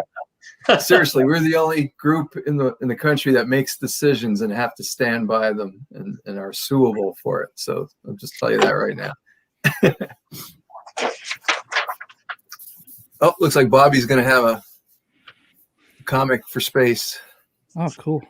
Sounds great. You should have joined in here today, and then you'll have one. That's right.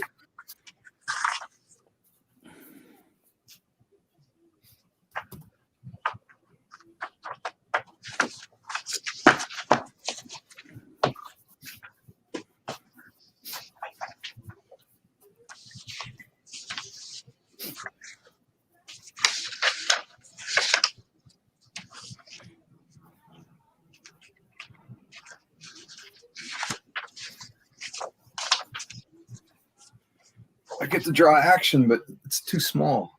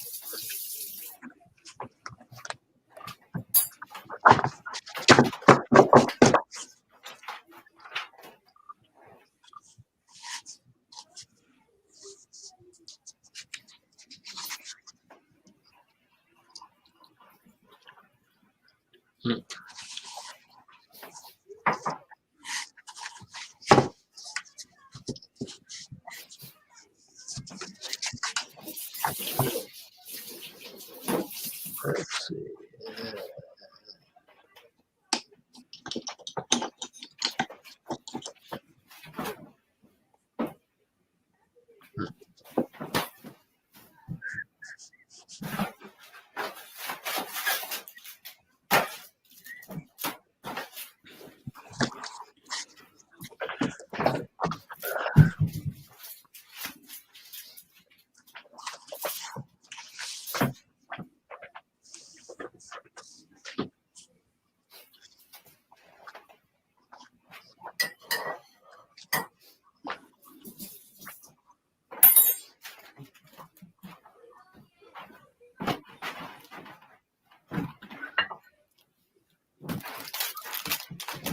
Now I have an idea after I'm already started.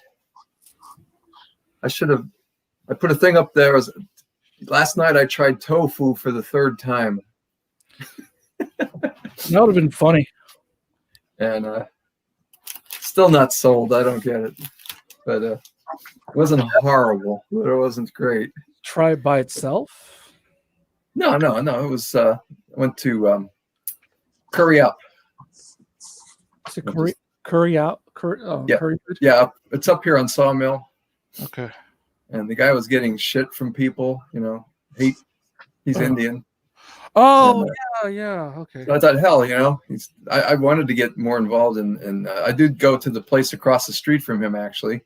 And I thought, no, he's kind of local and I should support him, and especially with these assholes. Yeah. Tim Quartz is on, hanging out. I'm down the Cincinnati way, down your way, Bruce. Hey, Yeah. Tim. Well, he's another guy that was in the minis a while back, right? Yeah. Tim says he doesn't eat any food that has FU in the name. Tim, you took me to the first Indian restaurant I ever went to down near OU. or Cincinnati. UC.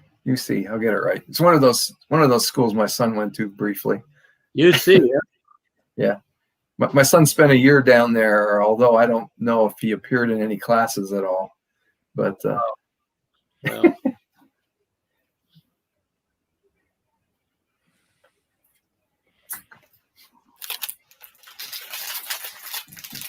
I'm pretty sure me and Tim went to I was down there and we went to an Indian restaurant, and I don't remember what I had. Maybe I had something. It was good, whatever it was. I don't remember what it was though.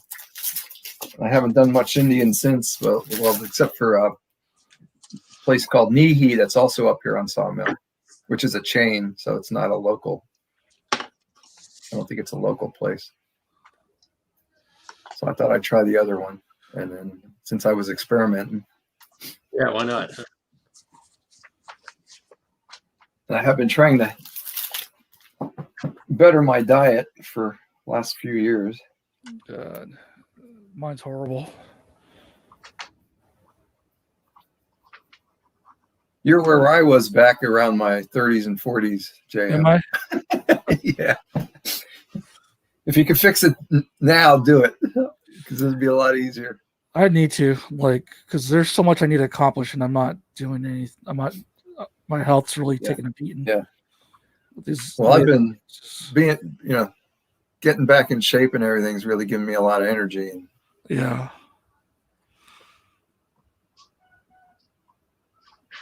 except lately, I've been sore in a number of places. I don't know if I'm pushing. You're doing construction. Well, that hasn't been that big a deal. That's no. I've been actually doing a little jogging when I go out and walk, and I don't know if that's doing it. Yeah. But my back's been great for a few years now, and all of a sudden, well, especially since I lost the weight, that helped my back. Yeah. But just recently, it's been bugging me, so I must have done something to it. But oh, Tim says he's closer to Dayton now.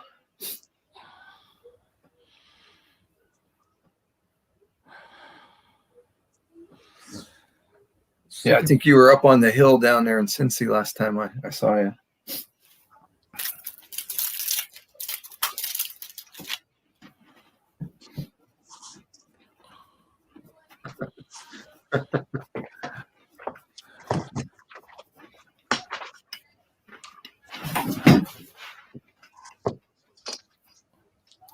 So, Tim, did you get your Inktober 2019 done?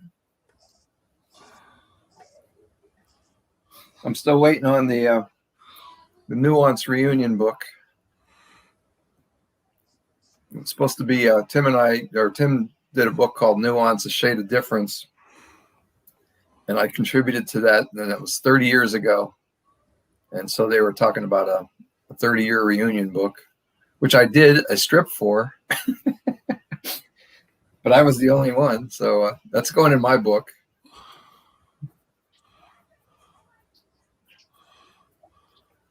Which should be out for space, I'm hoping.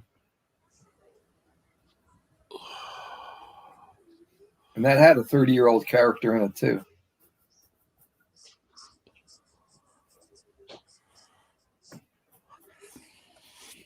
Okay. Crowd scenes. Why did I do this to myself? Just draw little bubbles. I'm doing the capital attack, so I got all these maggots up on various tabs. There you go. Just make them. Yeah, make them. Maggots. I should have made them maggots. Dang it. Yeah. Some representational creatures. Yeah. Oh man, that would have been cool. I did think about it. Instead, I got like 20 tabs open of crowd scenes and yelling, angry people. Oh, medicine. I should probably take my medicine, my pills, huh? Especially the vitamin D if I'm going to try and draw all day.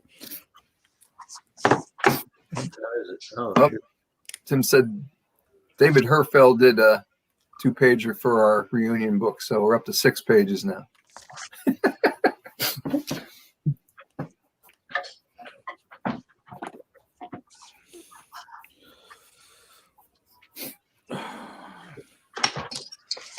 think what I'm going to do is I did all these in one color for the crowd. I'm going to do a foreground in a different color with more closer people.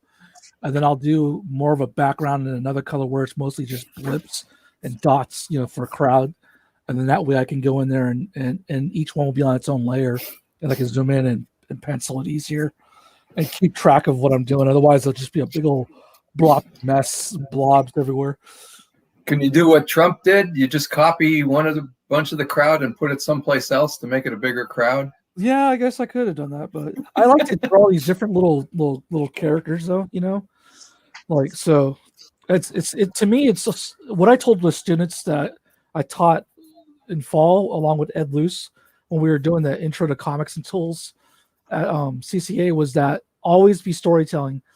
Any aspect of your comic that you can be storytelling, whether it be the background, whether it be the scenery, whether it be, always be in the service of storytelling. So me taking the time to put characters in there and is still another form of storytelling, because I have the luxury of having a depth of field to utilize. And that, it's almost like instead of just looking linear, like from left to right, people need to remember that from front to back, they also have that available to them as a storyteller. So I have to follow my own advice.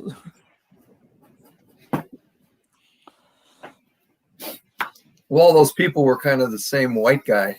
Yeah. Well, I got some of the lately. The ladies have been really loud, so I'm putting some of them in there.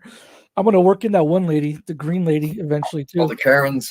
Yeah, no, the green lady that was in the conference. And then I'm going to put that guy with the buffalo hat or the horns. I'm going to put him in there somewhere. I got to put him. Yeah, I was going to do a limerick about her if I did the limerick thing today, but so. This is just page 1 now. I thought I was going to make it easier on myself by taking an older story of mine and redoing it, expanding it. But then I realized that I kind of have to mention current events because it's really relevant to the whole thing. So now I just made it harder on myself. But I was hoping to keep it under 6 pages, but I don't know now. I'll be right back. I'm going to go refill my coffee. Check on my kids. I do that first. She got the shot today, so she's laid up in bed. So yeah, they have to go back and teach. So, well, I'm on the schedule, so that's. Are you? Yep. I don't know when I'll be on the schedule. Thursday. So I get to do a drive-through. Yeah. Yeah, she came back and she got worked over. So just don't plan anything for that day, Hoping to get the lady who gives me all my shots at my doctor's office to give me this, but that's not going to happen because she's the only one I trust with a needle. Are you going to the fairgrounds or are you going to your doctor? Yeah, going to the fairground. It's for the city. Okay.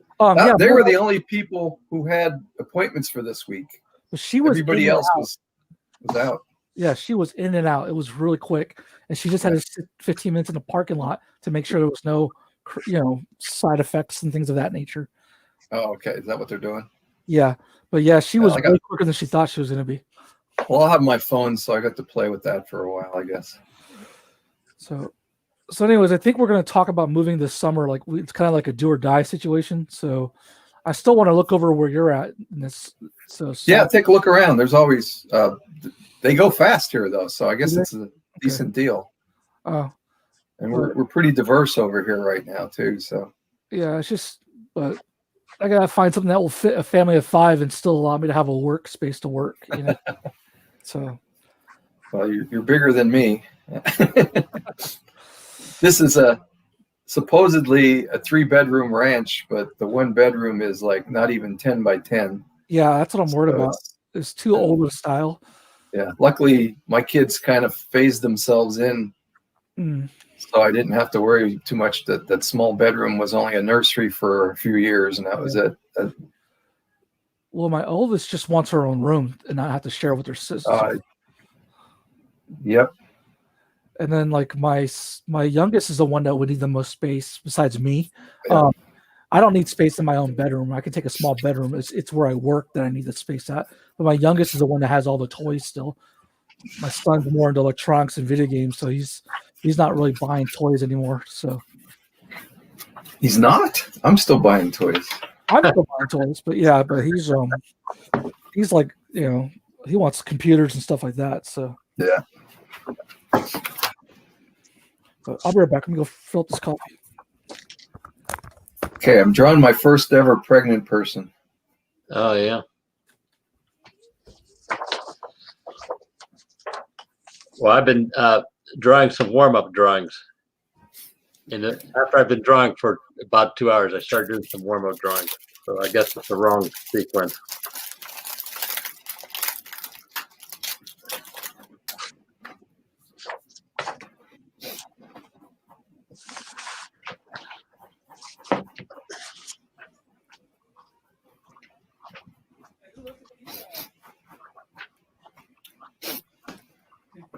Okay, here's my background. Horizon line.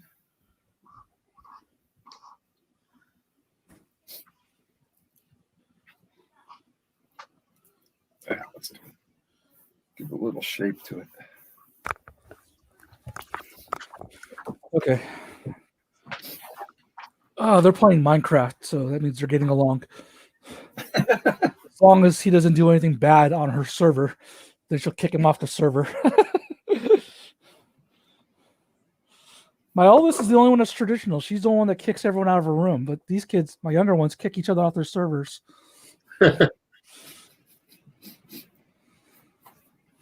Digital parenting.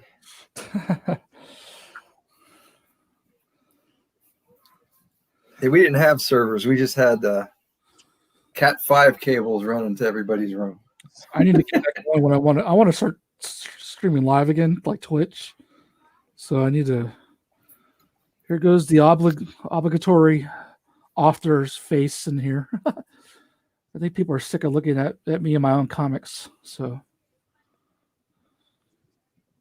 You got your beard braided. I didn't notice it earlier. not yet. It needs a little bit longer, especially the sides. They're too it's so bushy that I put a bunch of oil and stuff in it. But today, but still, my wife hates it. I see mine starting to curl up on the ends here. Yeah, that's This is the longest this has ever been, so we'll see. Where? Just let it go for a while. I No. do have to trim up here so I can eat. Yeah. That's when I know. Like that's how I measure how long it's getting when this grows back out because I shave it, and then when it grows back out and I'm starting to taste it or like it's like, and I was like, okay, that means it, like this grew another like half an inch or something, So, but this is like. This is still too bushy to. I mean, this is still too not long enough to and everything. But look, I'm wearing my space shirt. So There you go. and then I'm wearing my basement. Yeah, you got me beat already. I think you've been growing it less time than me, and you're already Well, blowing me my away. dad, my biological father, had the mutant power of having to shave 3 times a day. He would use stuff called magic shave from back in the 70s and 80s and try and burn off. I tried using that and I burnt my face.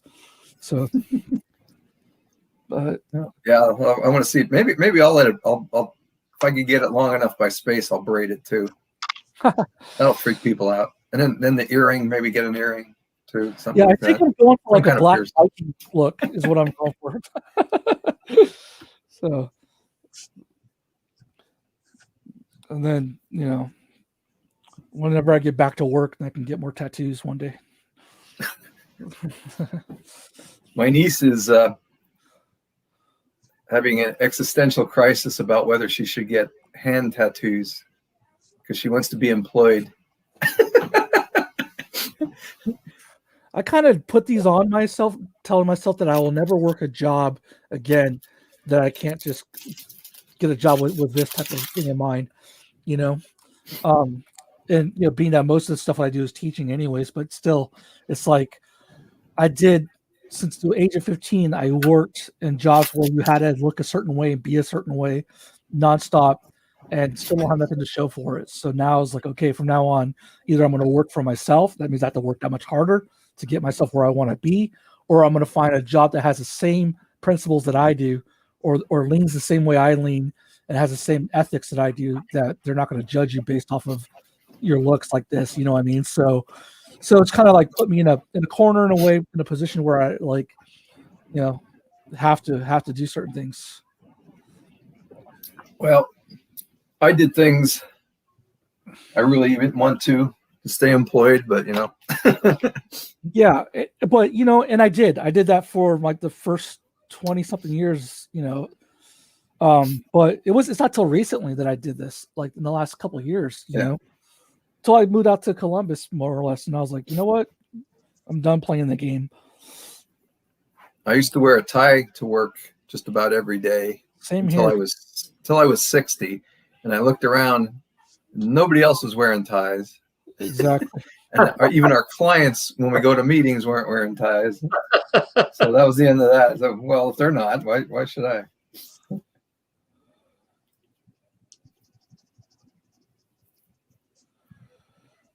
So I don't think I've worn a tie in the last, well, maybe once in the last 5 years or so.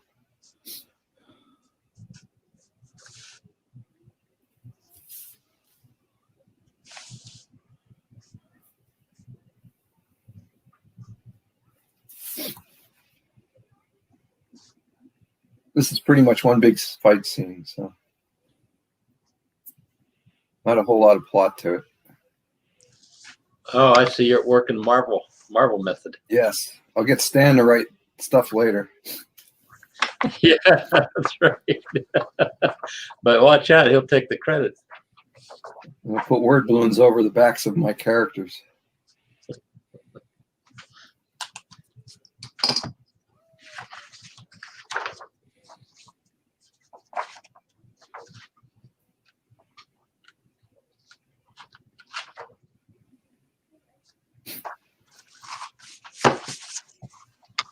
Let's see.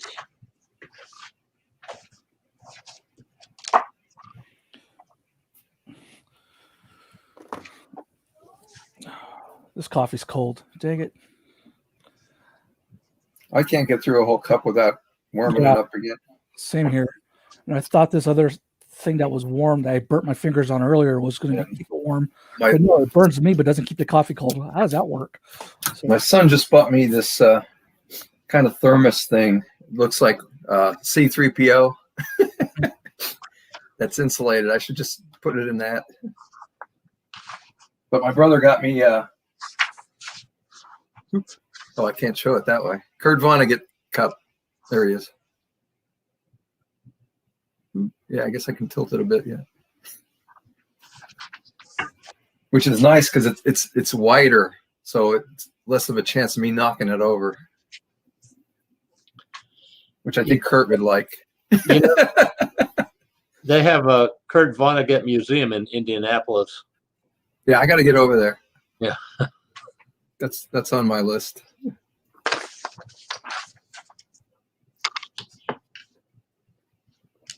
Is Kilgore Trout there? yeah, sure. He's hanging out. Yeah. Oh, yeah.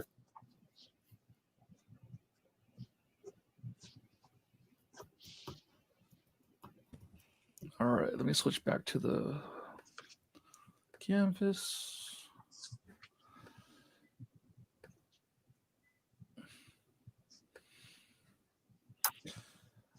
I wonder if I put in the search "Ladies of the Insurrection," if that'll come up with what I need.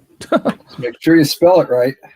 Yeah, you're right. Oh, thank you for the warning. Who knows? Who knows what you'll Actually, get? yeah, I almost ran into that situation, right? So that would have been bad. I'm glad I'm not streaming my thing. Oh, here's this dude. I forgot about this dude. You got to watch phrasing. Yeah. So There's Mike back. His work. Laying out pages. God, I'm spending so much time on one page. What the heck? Yeah. Well, if we're 2 hours in and I'm still inking, actually the second page, the first page, but I did the cover. Oh, this character's hard to make. The teeth grit thing. I guess that works.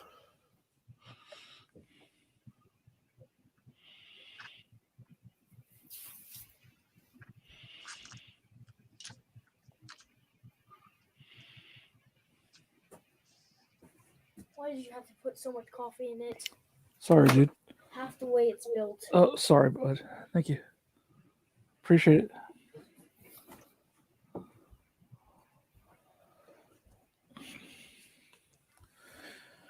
Me and my son watched Age of Ultron last night, so I wanted him to see where all the WandaVision stuff came from, since we've been watching that. I thought that was Family Ties last night. That was awesome. I was geeking out on that because I used to watch. Which took place in Columbus. Did it really? Yeah, I it was didn't supposed to be realize set that. here. I haven't watched it since I was a kid. Because his dad worked for the PBS station. I don't think they ever mentioned the call letters of it or anything. Now, what I remember, what I was doing trivia with my son, telling him that he loves the Tremors movies, and now it's only Michael Gross that is the main character of the Tremors movies because they're on number 6 or 7 now. And so I was telling him that he was the dad in the show that they're basing this off of.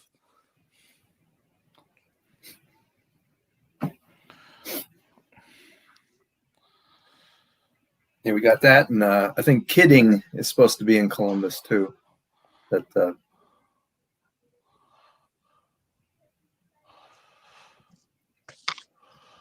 Jim Carrey show. What I show? wonder if that's coming back.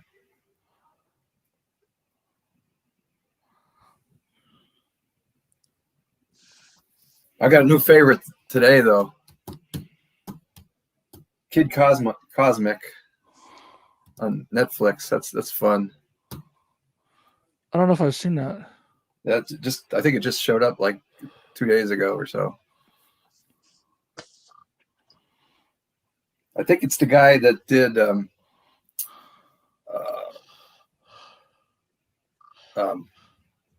Fairy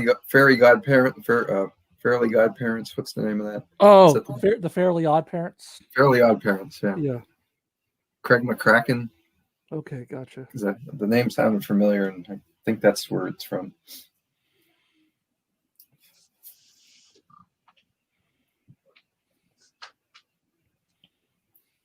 But it had me laughing a couple times. So.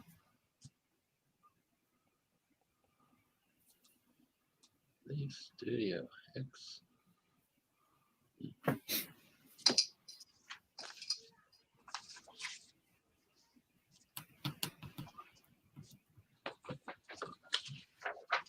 Well, I've done my last drawing, I think. Already? I can't think of any mini comics ideas. Oh, come on. Just do one of your anecdotes. Oh, no. Here's my drawing. That's it.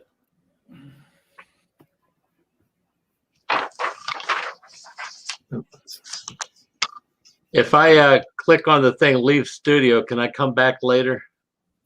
Yeah. Okay. And then in 4 hours, well, 2 that. hours, we'll be on the other link. Oh, well, we'll see if I make it back. I don't know. Maybe I'll just be one of these lurkers. I'll just watch. Well, you can hang here and watch and talk with us. Okay, well, I'll see if I come back. I don't know. We got plenty of room. I'll go bail for a little while. All righty. All right. See you later.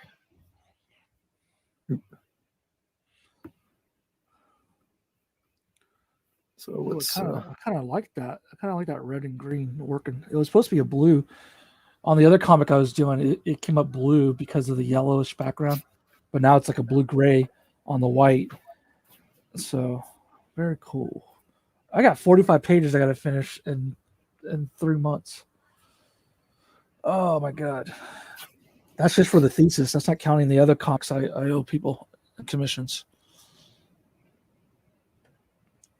So I need better health. How much are you averaging a day now that you're retired, as far as like art-wise output? Drawing?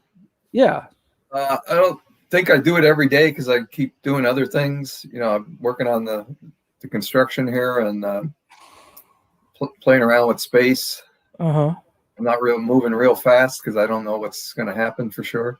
Yeah. But when I do sit down, you know, I'll probably do 3 or 4 hours a day. Cool.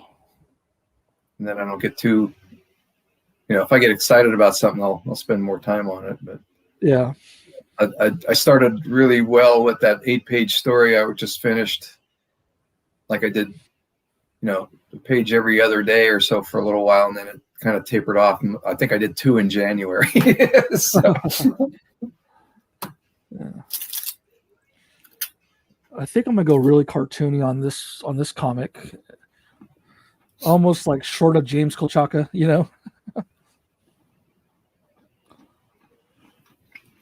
I don't know. We'll see. somebody everybody loves, but I just never got it.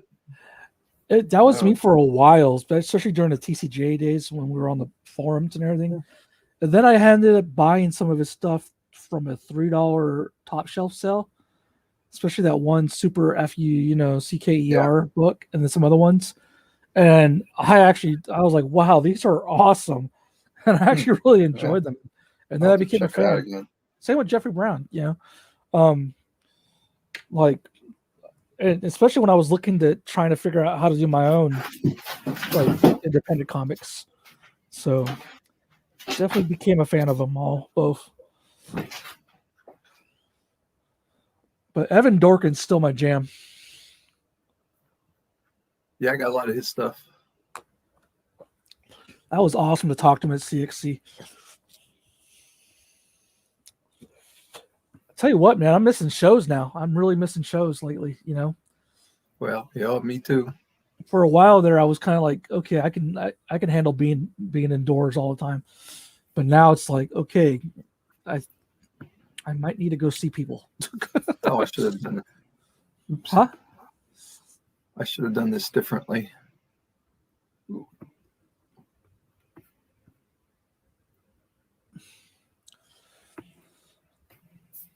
This is you were talking about Jeffrey Brown. This was a Father's Day gift. Oh, nice.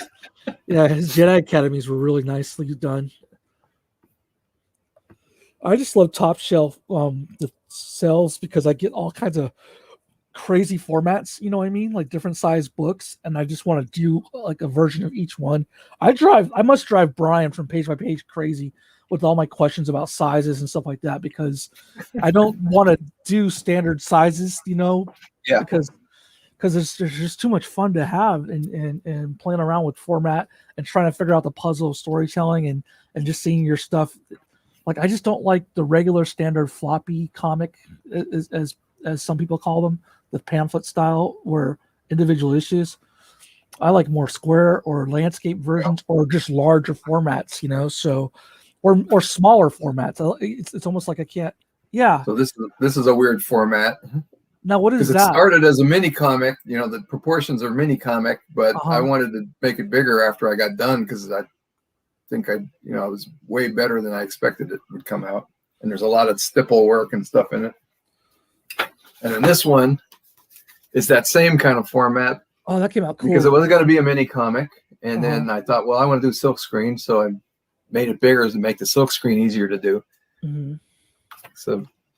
So you ran into the same issue I did, that when you blow up the mini comic template that we have that we're using, it's more squarish than it is so I had to go to 11 by 14 when I wanted to go big, and then I could scale down to 8.5 by 11 after I was done working on it.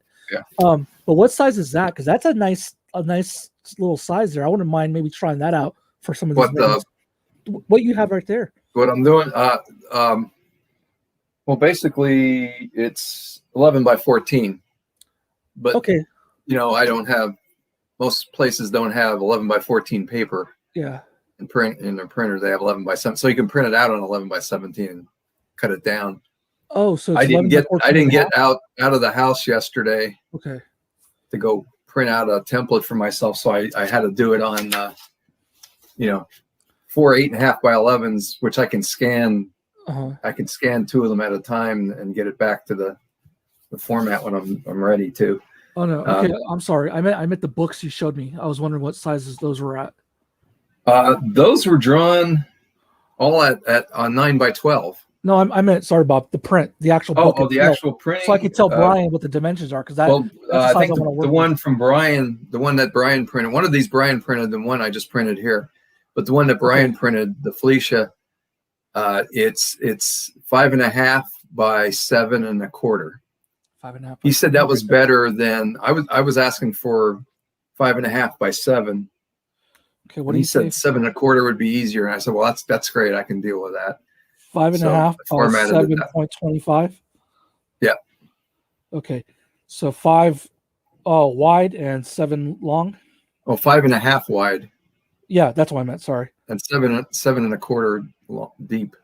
Okay, and is High. that the other one too? The one you printed out yourself, or The no? one I printed was 5.5 by 7 because that's just what I was figuring on originally for the other one. But And so the size that we're working at now scales down or scales up to that really well. it'll scale down to that slightly. I'd have to figure out the actual number Okay. because I'm looking at it. Oh, let me get overhead again because you don't need to see me.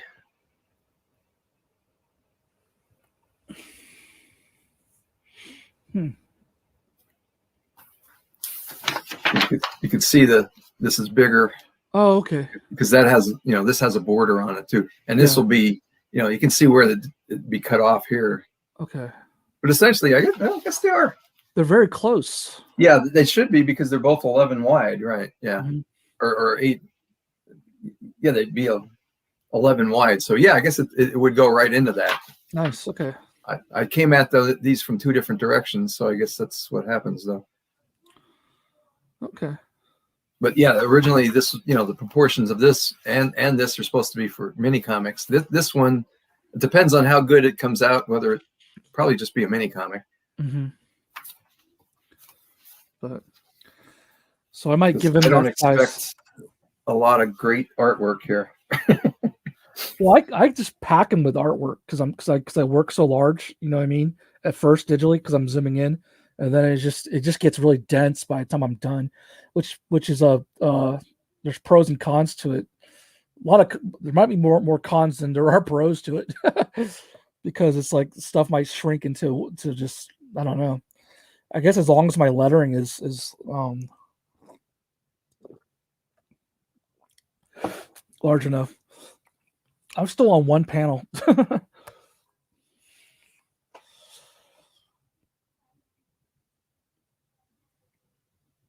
I know what I'm going to do. I'm going to cheat. Backgrounds. The people are the background. So on the left-hand side, I'm going to make those people even closer. So I'm going to pick another color, another layer, and make them. What color am I going to pick? So here's a cloud, so I got a background. It's officially a background. It's a saga background. This has always been my problem with that book. Is the lack of backgrounds? Lack of backgrounds, yes. Yeah. That and it's vampires, right? Vampires. Is it? I don't know. Maybe I'm. No, that's the alien one with the baby and the nipple. You know. I actually haven't read it, so I really shouldn't comment about it. But I actually read the first one somewhere. The first 3 volumes, the first 3 trades, yeah, and it's pretty good. So yeah, I got to read it. I like Brian K. Vaughan though, also.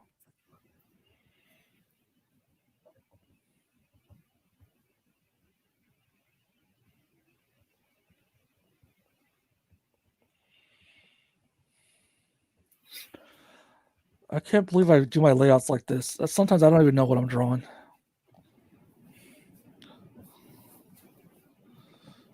Oop.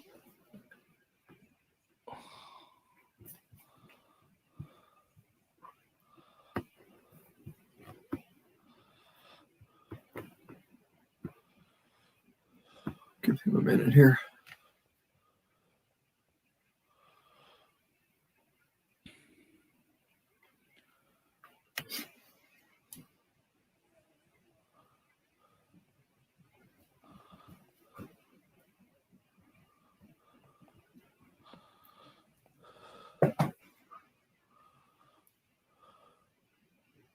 Tim says it's a seller's market right now in housing if you're looking for a house, so that's not good. Really?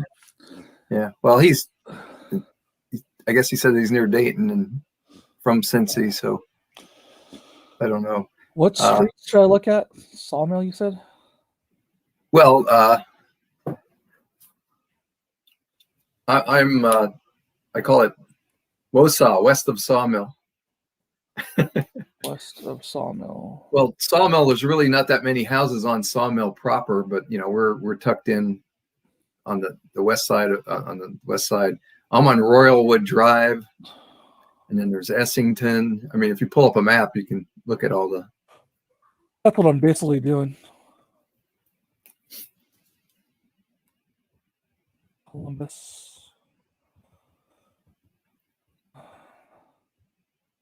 Yeah, I don't have the mandatory factor of having to stay in Pickerington anymore. My daughter's over it, so now it's like she's open to finally. So I was like, I want to get as close to Columbus as I can now, because I don't want to have to drive far to get to Laughing Ogre, to get to the campus, to get to Ogre's not that far from here. I mean, I get on Sawmill. I get out here, get on Sawmill, go down to Case, run across Case, and Case. You hit go down road, and go down road goes right over to Henderson, and Henderson takes you across the river. Cool. And you're on High Street, and you're there. So it's about 10 minutes on a good day. Yeah. And the Crimson Cup is like just north of that. So that's and we're doing that stuff again. That's the worst and, time. And it's this Thursday, JM. It's this Thursday coming up. Oh, okay. All right. Coffee and Comics. All right. I got to remember. I'll send you an email. Yeah, thanks. I was feeling bad the last one. Oh, you know what it was? It was feeling bad, but also my son was not feeling good, and so I had to take care of him because I wasn't sure if I was going to have to take him into the ER. Well, that comes first. Yeah. So, and then I completely zoned the thing because I was just about him. He was like not able to stay upright. He was getting too dizzy, and I was like, oh man. With his past issues, I was really concerned. So, well, family comes first. Yeah.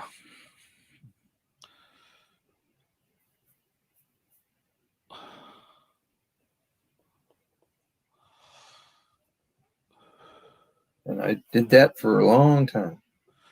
Yep. So what show are you and your son watching? Are you watching WandaVision when he comes in? Yeah, we're watching the WandaVision, The Expanse. Yeah, I got to The Expanse for a while. American Gods. We're a little behind on American Gods right now. Yeah. And I'm watching Resident Alien. How is that? That looks like it's funny. They didn't stick to the book. Oh, there's a book? Yeah. Dark Horse has been. It started in Dark Horse Presents as a lot of short stories. Oh, I love that series and continuous stories, and they actually have a mini series right now. But the book or the TV shows, it's a little more ruthless. And I know they're doing that, but in the comic, he's been here for like hundreds of years or so. In the TV show, he just shows up. Gotcha. So and then all of a sudden he can be a doctor, but I think in the book he actually studied to be a doctor and everything, and it's a little more plausible. But yeah, I've been reading that for a long. I was surprised that they did that because I could see they didn't do what the comic is. Mm-hmm. Although it does have some funny things going on.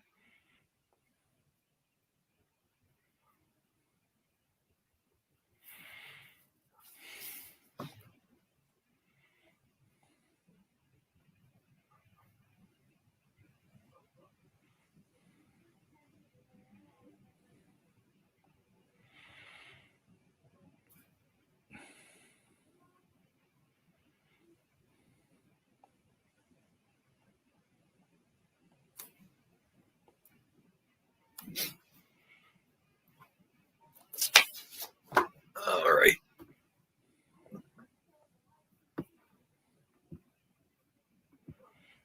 So page 2 done. Well, page 1.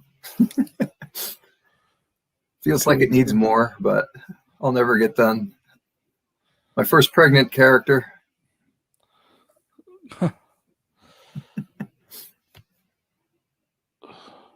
I'm not sure what I'm doing with that, but we'll see. I'm determined not to put any words on this too.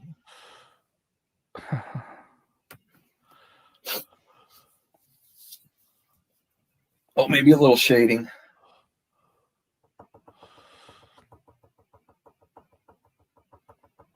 Not too much.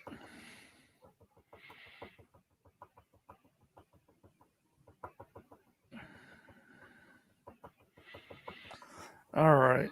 One more layer of crowd, and then it's time to call it. And this one's going to be the masks, the blips, and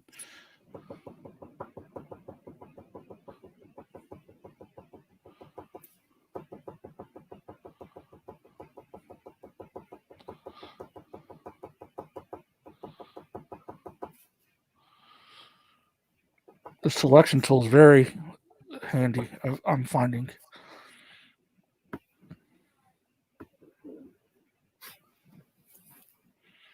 Like right now, it's just. They look like people like that. You don't need to. You were going to elaborate on that? I'm going to elaborate on the red, the green, and maybe the blue gray, but the blue, nah, that'll be more mass, you know. So, and then what I should do, Bob, honestly, is maybe like, since each one of these crowd sections are on their own layer, is copy and paste them and maybe refine them some other time, and then keep them in a separate folder and just use them as crowd scenes and like just rotate, skew, or invert them for other things, and I can just kind of or just reuse them as models and stuff, and just make my life easier, as I move on. So let me go back to this. I messed up the. Is that worth it? Yeah. There we go.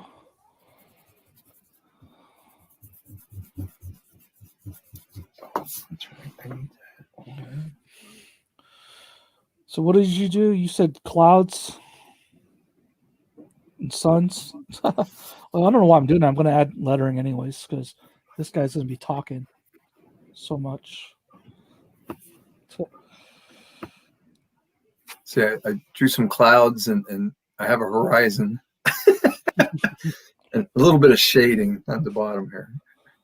All right, panel Cast one shadows. is done. Panel Cast one shadows. is done. Nice.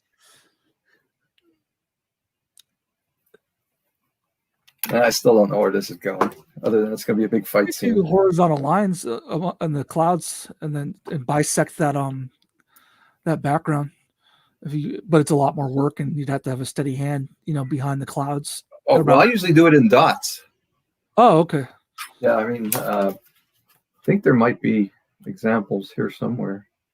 Oh, okay. I can see the smoke. But it's still, it's a lot of work. It is, yeah. Yeah, somebody was saying I was crazy to do all the stipple, and I could do it on a computer. Oh, see, there's a good example of, there's the clouds, which just not filled. I mean, there's no lines around them. Okay, I see what you're doing. And that's just a constant field. And I could play around with it a little bit if I want a darker side or. Yeah. But somebody's saying, why? I said, well, it's like needlepoint. I just sit there and I get all relaxed, and my pulse goes down to the mid 40s, which is crazy slow. Well, it's what I'm going to do for my submission to O Comics is I'm going to go with a lot of Zentangle and doodling and play around with just have fun with all these textures and inks, and kind of like explore different ones and kind of mix them and match them and put them next to each other. And that's kind of what I want to do is go that route. And then later on turn it into an accordion comic. And I want to draw like a maze around it too. So I want it to be a little bit interactive. So I might have to ask you the specs on double page spreads again. So, because I can't do anything easy apparently. So for this one panel, how many layers was that? 1, 2, 3, 4 layers. And now getting to panel 2.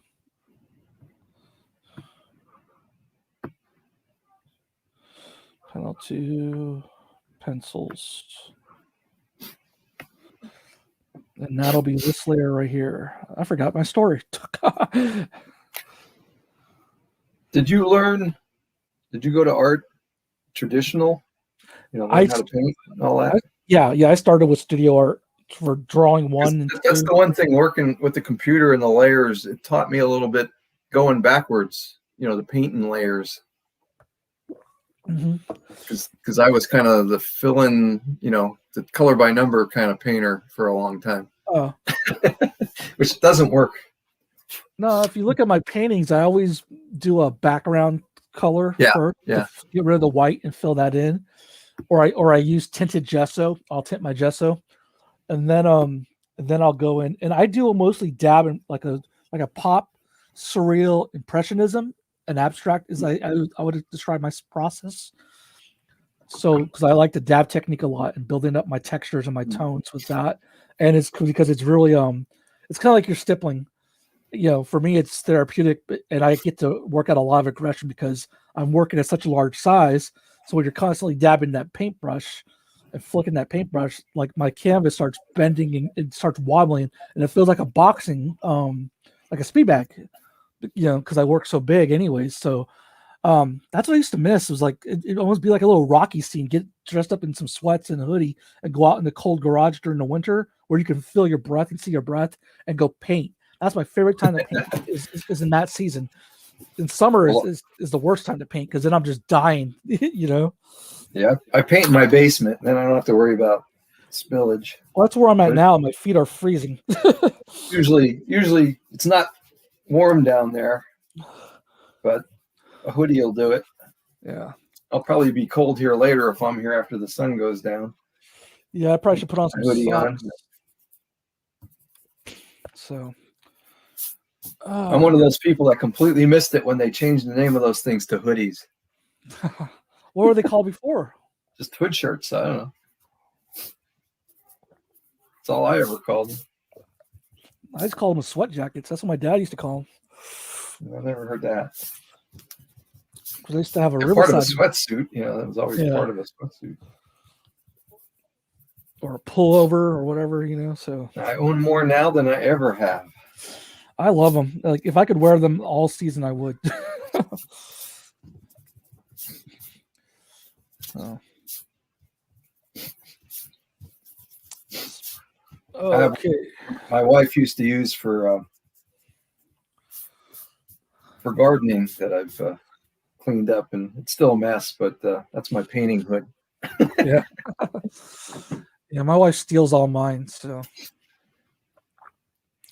she steals my shirts too. So if I have to go back and refer to a color I mixed, I can look at my hood. It's probably on there somewhere. Oh, nice. Okay, that one's done. Moving on to page 2.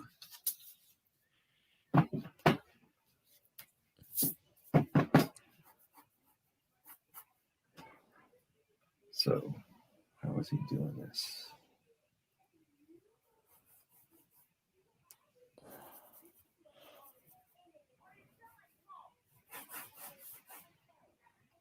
Oh, the kids are arguing. Why are they arguing?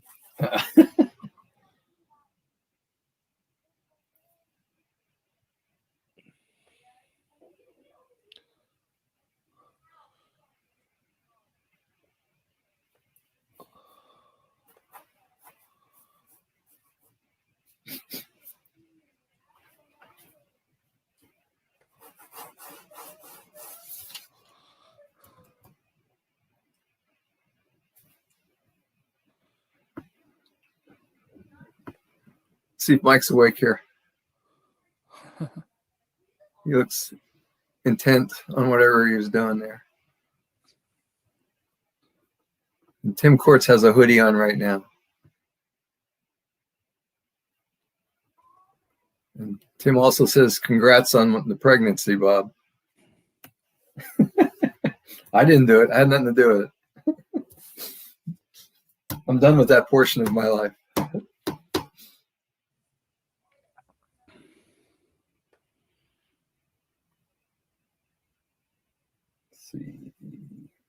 Uh-oh, Kevin Sorbo is trending in politics. What stupid thing did he say now? I love this first tweet. Every couple of weeks, Kevin Sorbo shows up to remind us that Xena was better than Hercules. Heart that, retweet that. Yes.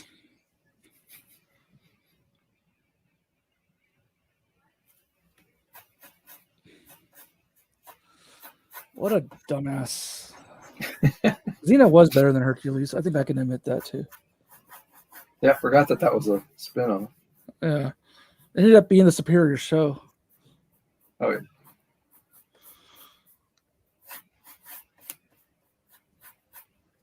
I was looking for something, I don't know if it was on Netflix or Hulu or something, and I thought, oh, Andromeda. That sounds interesting. And I saw who it was, and oh, crap. Which sucks because I actually enjoyed that show, like the Tyr Anasazi character.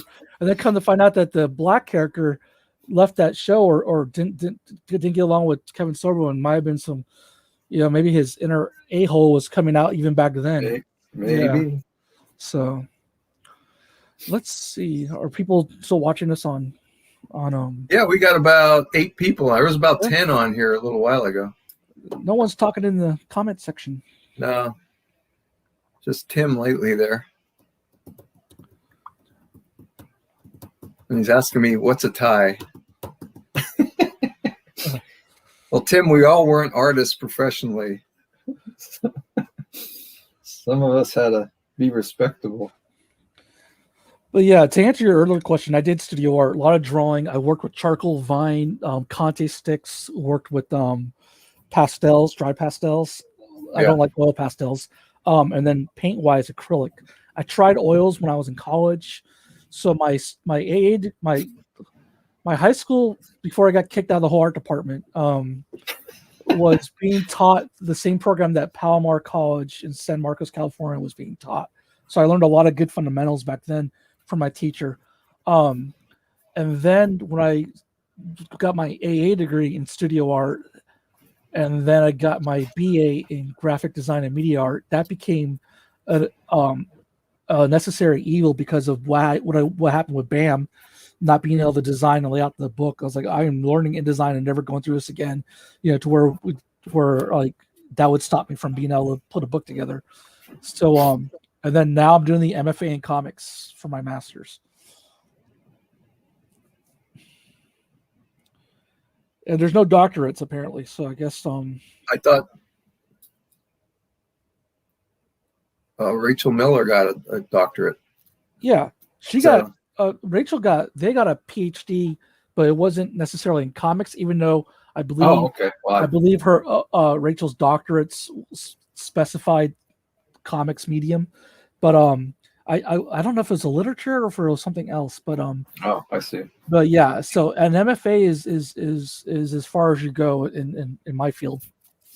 Well, I don't even have that, so I got years and years and years of experience. But so I gotta wait and find out if I'm gonna end up teaching college after I graduate. I don't know yet, so it's kind of a waiting game. I wouldn't mind adjuncting. Yeah, if you would have told me you could get an MFA in comics when I was in school, I would have just laughed you out of the room. That was, I mean, Steve Bissett taught at the Vermont one, you know, until recently. Oh yeah. Oh, I know. Yeah, but he was doing it at the time. Yeah. I was in school. He's my age. He was a comic artist. He wasn't. He just went to the Kubert school. I remember the ads. I wanted to go to that school so bad when I was younger. Nobody had anything like that at all when I was coming up. Well, I guess there was I almost did the correspondence course for something. Yeah. But I don't think it was specifically for comics. And I applied to Kutztown for their art program, but I never followed through. I never got a portfolio together. And by that time, I had figured out that I could make a living in engineering. I don't think I could have made it as an artist. And teaching wasn't an option. Well, art teaching, I guess, was there. Kutztown is primarily a teacher college. My art teacher from high school went there, who gave me the opportunity to play with all kinds of stuff, which was fun. I was doing painting in art class. I was always in art class, as an elective, and even summer school.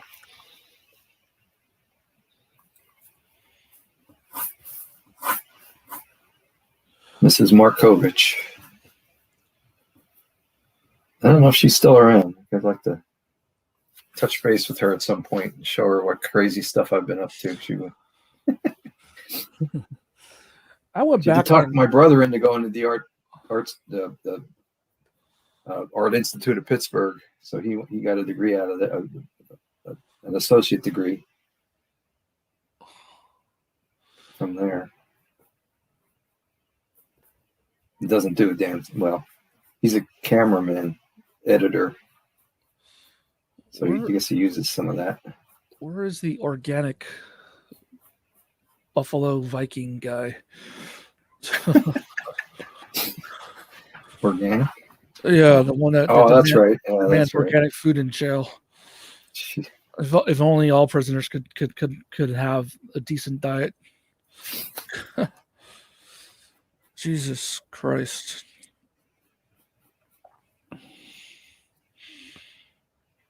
There he is. I got you.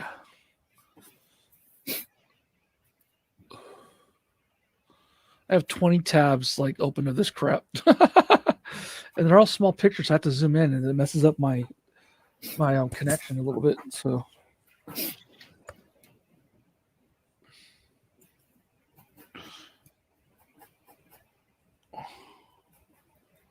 Oh, I love drawing duck feet. It's so much easier.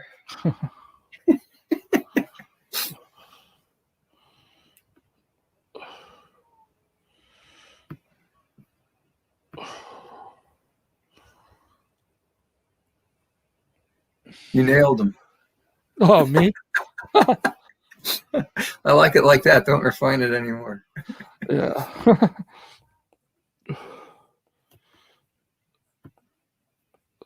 Yeah, I gotta resist the urge to actually try and draw realistic and make him cartoony like this. So Action here. huh? I don't know if I'm succeeding. I'm going for action here. All I right. got a punch going on with some speed lines. I was like, use your speed lines. I'm no good at speed lines. Yeah, Mine they are always horrible. require a steady hand that I do not have. I'm getting better at it, but Let's still get this not. realtor lady in here. Let me get the rage of Karen in here.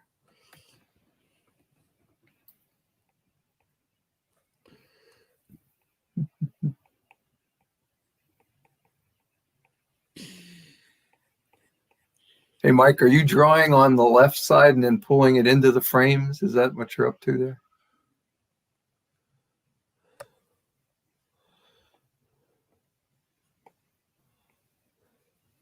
Sorry, I had to unmute my microphone. Yes.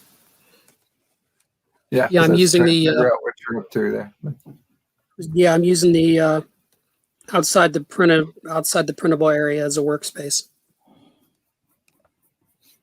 And then you'll pull those over and stick them in a panel.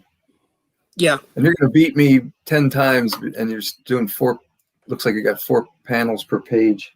I'm probably going to change that because I don't really know where I'm going with this. It might even end up being just like 1 panel per page at this point. And then I'm also running into the I'm pushing myself to get this idea going because it's not I know that. yeah. I have no idea what I'm doing exactly.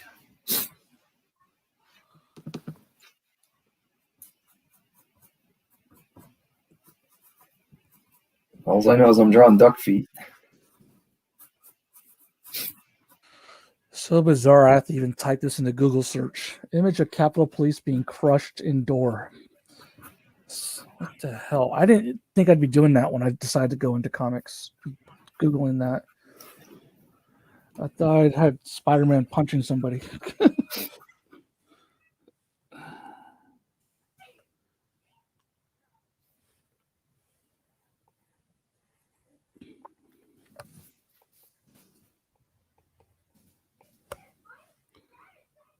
Definitely turned, I'll tell you. I mean, it's changed. What's that? Comics have definitely changed Yeah. since I've been around. I want to do a little more real life stuff, but haven't got there yet. That's where I'm at Although now. my scribbler strip is a autobio kind of thing.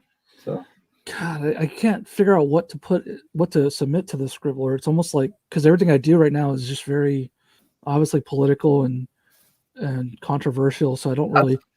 trying to come up with Columbus-based stuff for it, since it is a local paper and all. And Yeah, maybe I can do an all ages thing or something. I don't know, but it's right now. I just got too much on my plate. I think I don't think you can do anything too. They don't want political, and Yeah, yeah. I've definitely already. have to be.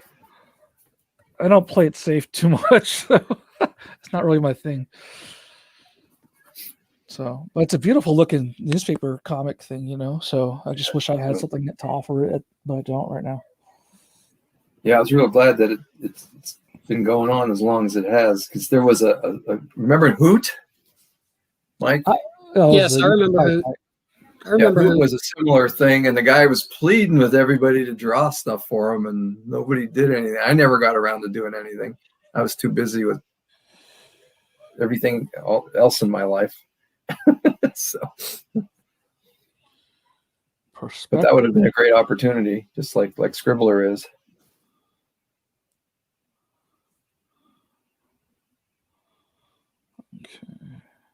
And I don't know if we even have any alt weeklies left that are actual papers anymore, because Alive went digital. Oh yeah.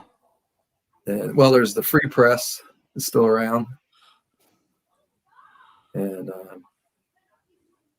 what else?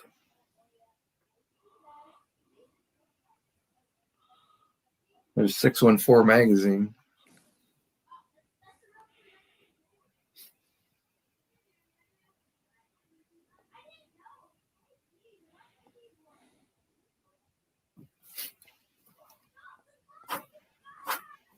Oh, they're yelling again.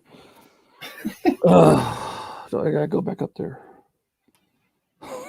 Just yell, "Don't make me come up there." I shake my fist at you kids. Do you not hear me shaking my fist at you? Oh, what am I doing? I did. That's Turning 101. Don't make me come up there. I just drew all my things on the same layer. Crap.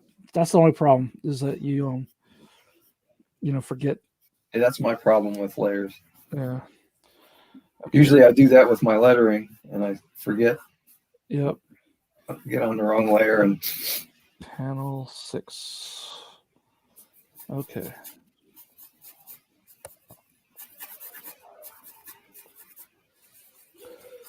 So I don't want them to wake up their mother.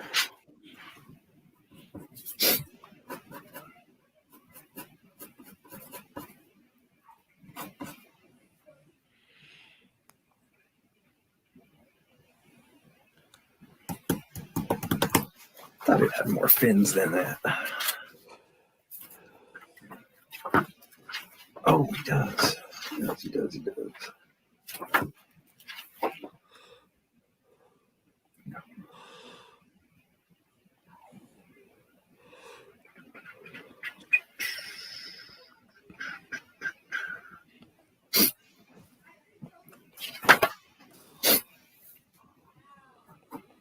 Once again, I'm drawing myself again. I think for a guy that doesn't have much self-confidence, I would draw myself less, but I don't know.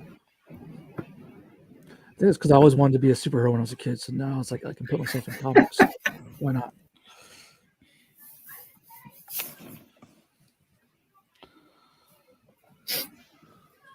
I didn't want to be a superhero. I wanted to be the guy that drew superheroes.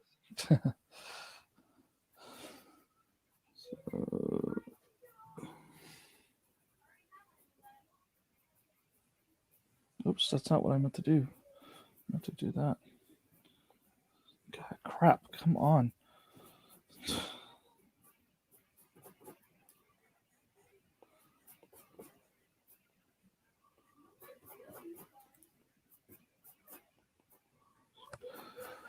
Do I wait till there's tears and crying, or do I?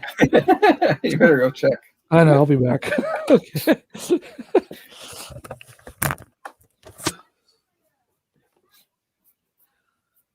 I'm going to take a break I'll be back in the 4 o'clock section. Alrighty. What time is it? Oh, it's almost 3. Yeah. Yeah. So I'll see you in about an hour. Alrighty. Take it easy.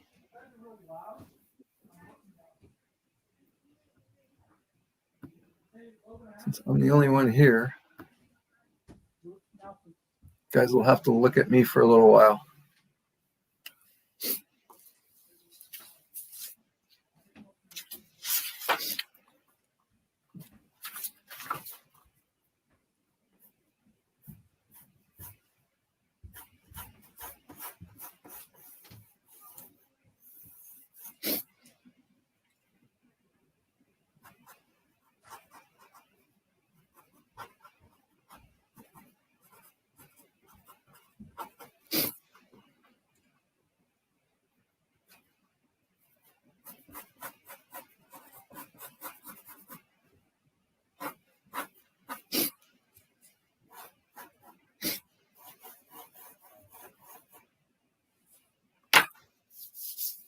All right.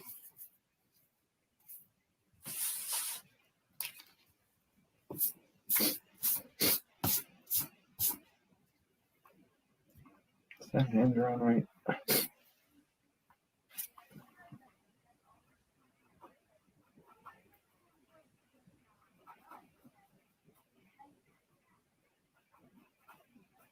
To draw an opposable thumb, since this fish has opposable thumbs.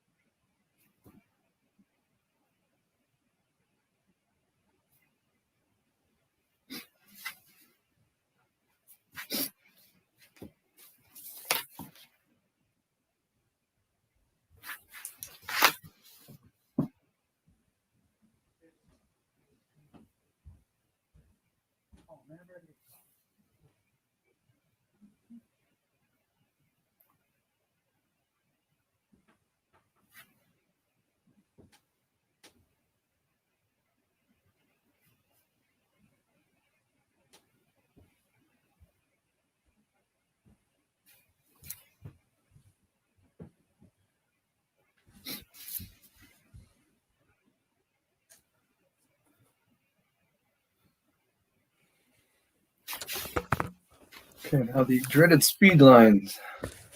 Okay, Hey, ain't too bad.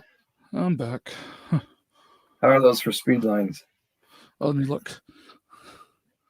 I don't know. Not happy. Oh, yeah, that'll work. That's a lot of action.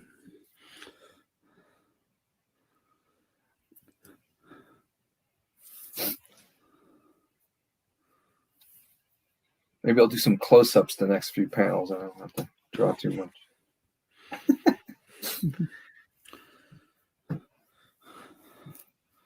Proportions are a little out of whack on that character.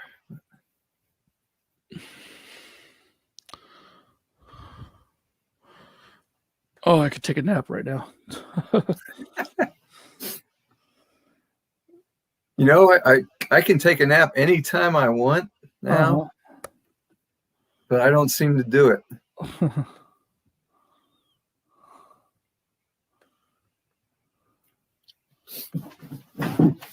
I do doze off occasionally. Yeah. If I'm reading comics, I don't, or if I'm drawing, I don't. But if I'm sitting there watching television, I'm done. Are you?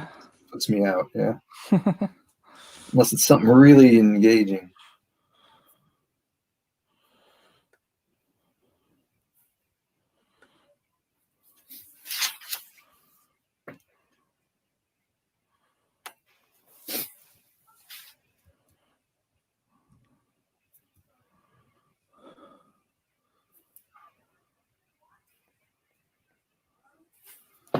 Really? What the heck?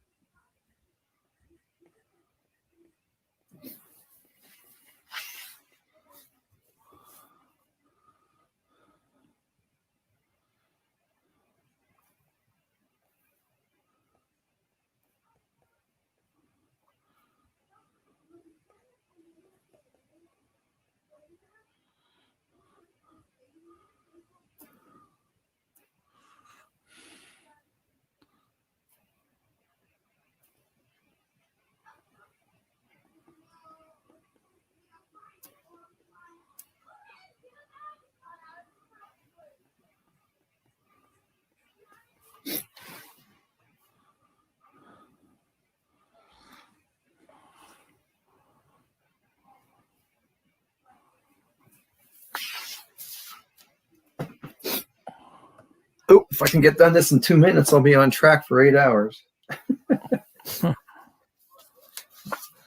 Which I don't really want to do 8 hours. But... Oh my God, they're yawning again.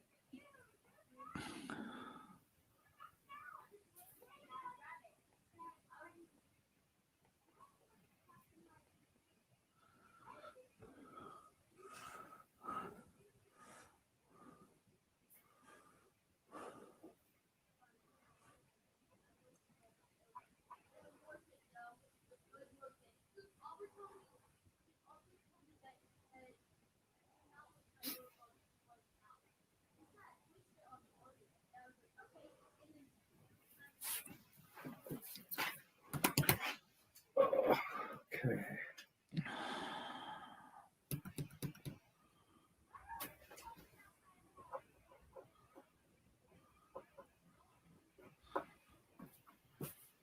That didn't help. All right. Hey, a minute off here. I think I'm done.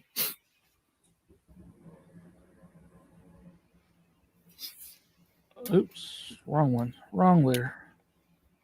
My bad. Let's do that. Let's get to this panel. Let's try this. Oh, shoot. I pulled the JM. What was that layer? I drew page 2 on page 5. Oh, that would be me. Yep. All right. Well, relabel and we'll figure it out. I'll switch it later. So that makes page 2, page 5. Oops, I got some smudges. I got my super duper whiteout out there. It's some kind of manga, something acrylic paint, basically, that I heard about from Ed Pizcore on Cartoon K-Fab. If you guys are watching, watch it all the time. And it seems to work. But it's very expensive because they have the word manga connected to it. I try to stay away anything that was made for manga artists and anything that scrapbookers do, which I don't think is a big a deal anymore as it used to be. Oh, I love that community. I go towards that community. Yeah, but they for that. but they run the price of art materials up. that is true. Okay. I tried to talk my wife into doing, after we did space for a lot of years, to do a scrapbooking convention. I said we could make a fortune on that. That I wouldn't mind making a fortune on. But she didn't want to do it. I even had we were going to call it scraps, and the the mascot would be this little Scotty dog, which I thought would kill everybody. And so I don't know. somebody can steal my idea. Someone stole your idea, you said? No, I said somebody can steal it. I don't care. I said, we've survived with space selling stuff nobody wants. If we actually sold something people want.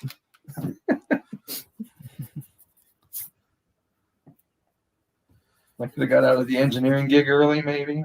Yeah.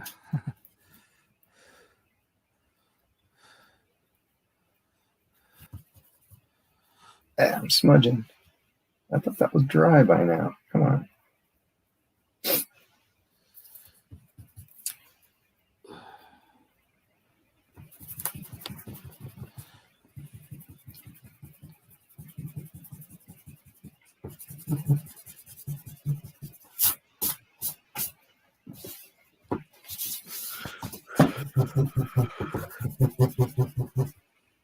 Ooh, I did forget about the cast shadow. Oh.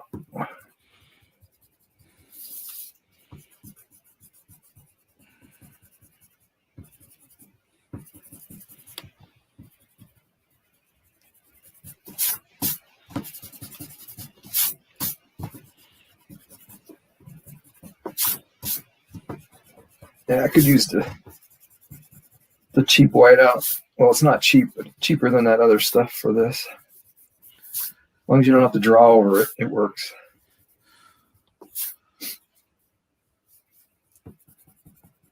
Yeah, I think that was a little discussion on the 24-hour comic time. Whiteouts and what doesn't work.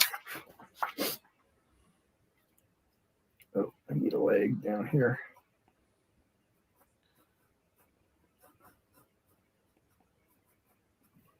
Does that work?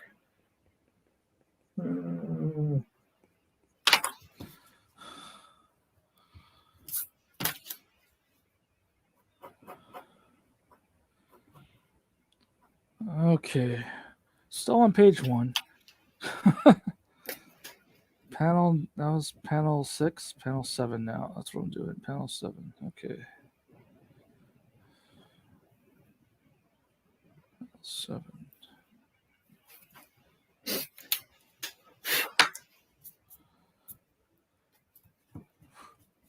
So I guess I can use my small scanner for this because I already got to rearrange pages here.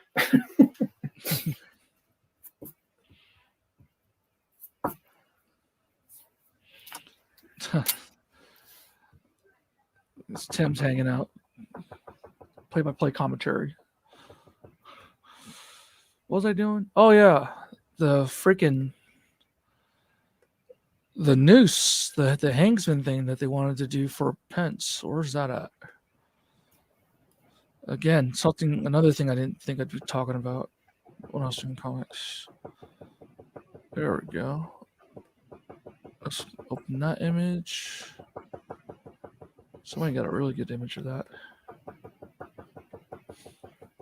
Yeah, I should have just done a whole mini comic on Bernie memes. Oh, like just putting gloves on different things. You know, that would have been cool. So I'll just see how many different things I could stick them in. Yeah. I had so many ideas. I had no, there's enough of them. I don't want to do any more. You could have put them in Shouldn't like do in toasters and stuff. Did you see the Batman animated one? I don't know if I did see that one.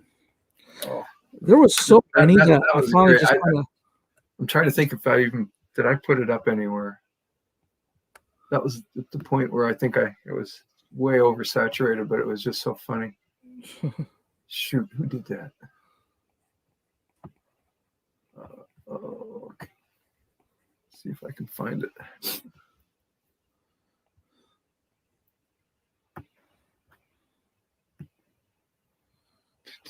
Who did that? I don't think I did it. Oh, I know where it is.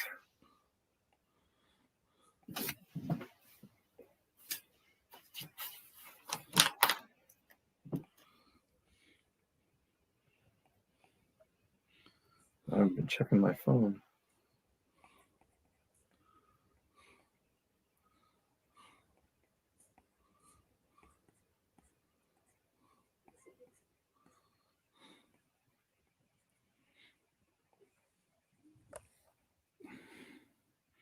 Oh, okay. My pickup order from Chili Verde Cafe was completed on January 9th. Okay, I thought they were telling me my food is ready and I didn't order anything today. We had that last, well, was it Friday? Tuesday. Had that on Tuesday.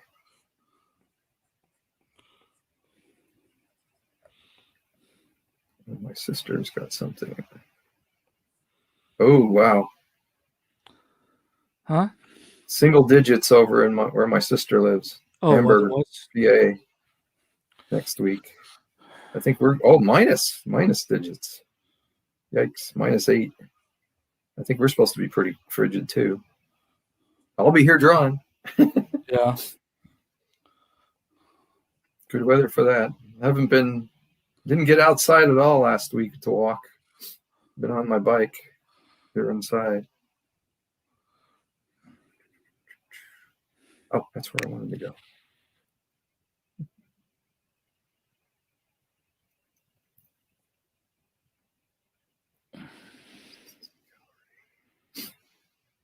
Did download that. There it is. Oh, it is on Facebook.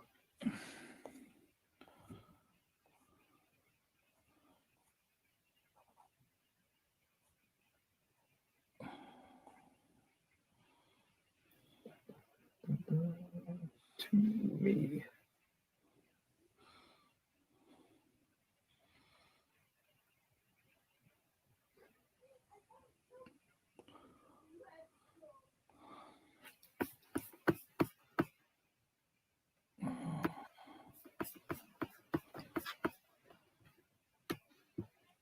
If I would just sit here and draw instead of mess around.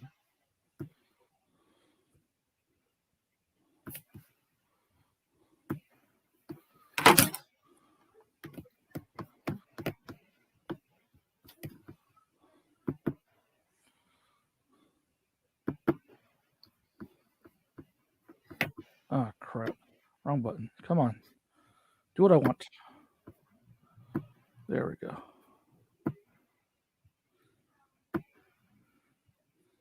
Okay, there it is. That's my favorite one. Sorry, I'm on a different screen. Oh, that's great. I haven't seen that one. I love that one. Nice silhouette.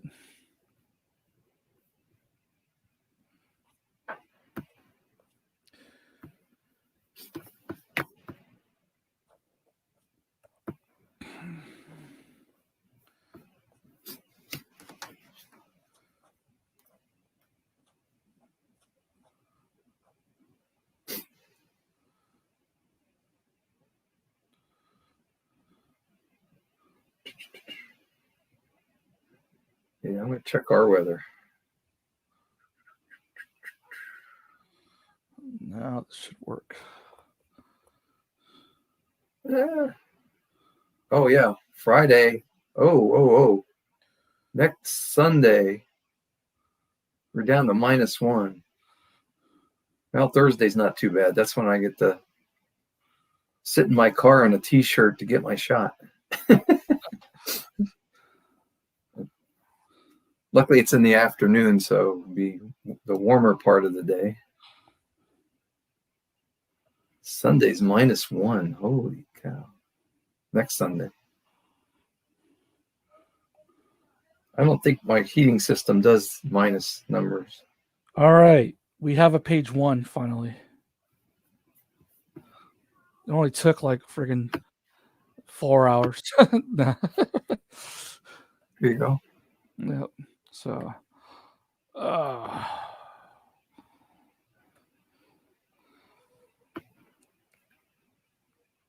so now I gotta think about page 2. Yeah, I need a nap now. Let me get some red vines. That's something you should quit. No, I know. I'm trying to get my sugar down to just red vines, granola bars, and Twizzlers, but I don't know. Red vines and Twizzlers, pretty much the same thing. One's more waxy and like stiff, and one's more soft and chewy. I love taffy and stuff like that. So I gotta make my sugar sweet potatoes. Like, I really gotta just like. That's what my addiction is. It's sugar. That's what it is. Or just to stop drinking beer. It's all. Mine's chocolate. So I get these biscottis that have a little bit of chocolate on them, which is not good for me either. But try to restrict myself to maybe one a day with coffee, and that's kind of And right now, the Cadbury mini eggs are out, and I have to avoid those. I buy like a single, the single serving package. And I only buy one, and I only go to the grocery store like twice a week. So I can only have 2 of them a week. I did avoid them completely last Easter season, which is why I was able to lose 20 pounds, and now I'm back part way. But we're going to stop that here soon. I wonder if I should switch to like 1 mug of coffee or 1, pint of coffee a day rather than 1 pot or 2 pots, and then switch to tea and water just the rest of the day. Well, I also have a single serving French press, so I don't make a pot. Because if there's a pot, I'm on my 2nd cup today. Yeah. I probably, oh wait, no, this is the 3rd. I've got to stop with that one for now. I'll probably have some later tonight, and this one needs a warm up. Yeah. I gotta make a lot of changes in order to get better. There's so much I want. A lot of water. Yeah. I got to switch over to water here soon. Yeah, I got 2 bottles here, so. Okay, I think we're done. But you know what? I'm going to go warm up my coffee while that dries.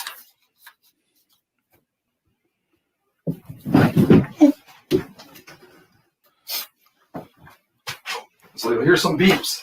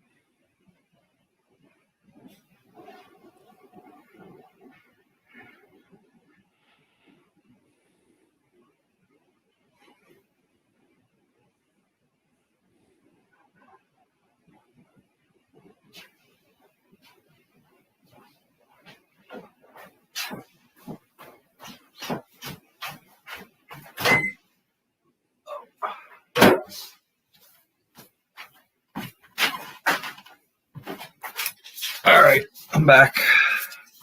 Okay.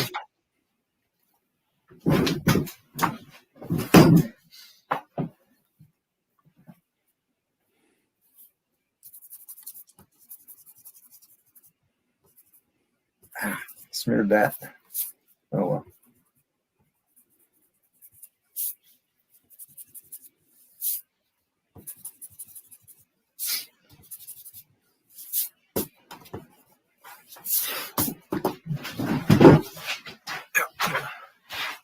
Get my white out.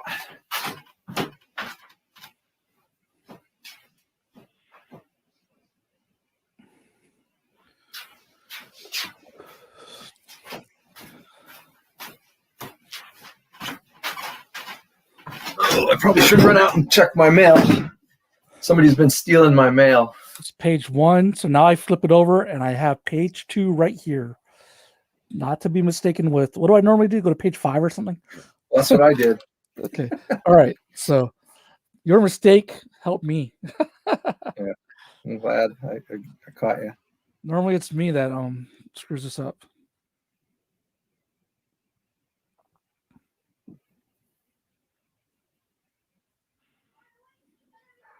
I could fix this with scissors. I'll just cut that, flip them, All right.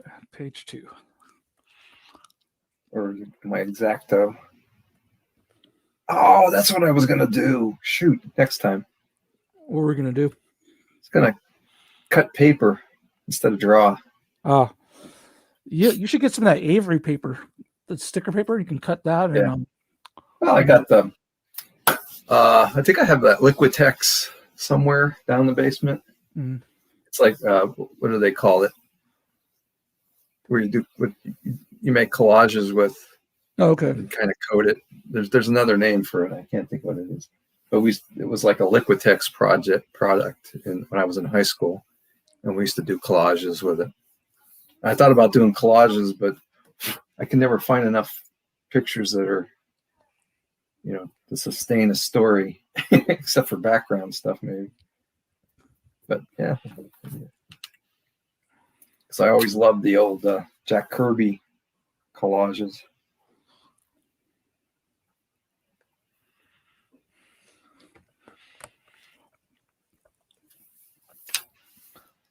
I think a Kirby, an ode to Kirby might be what the comic I end up doing for those twice up Bristol board pages I have, kind of like how Eric Larson works, really large.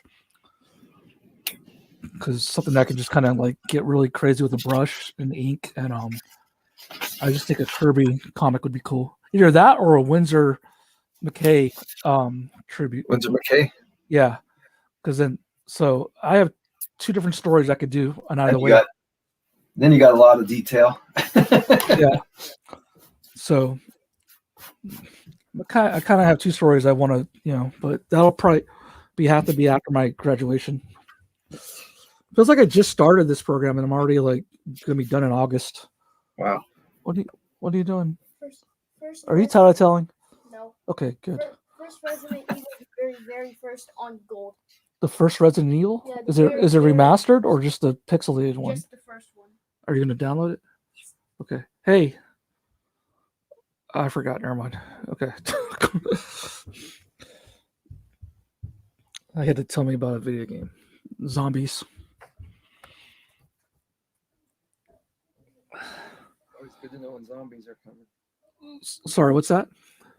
Always good to know when the zombies are coming. Yeah, Resident Evil. Page 2. What do I have planned for page 2, if anything? The adventure of making comics. Is it just us? Did Mike leave? He's going to be back at 4 when we switch over. Okay. He's probably eating. Okay, gotcha.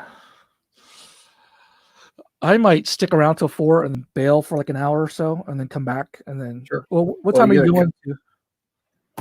Well, I've got us programmed till 8, but Till I 8? may not be done at the rate I'm going. So Okay. maybe Well, later. Well, I'll add sections onto it. I'll send out links if you guys want to come back in late.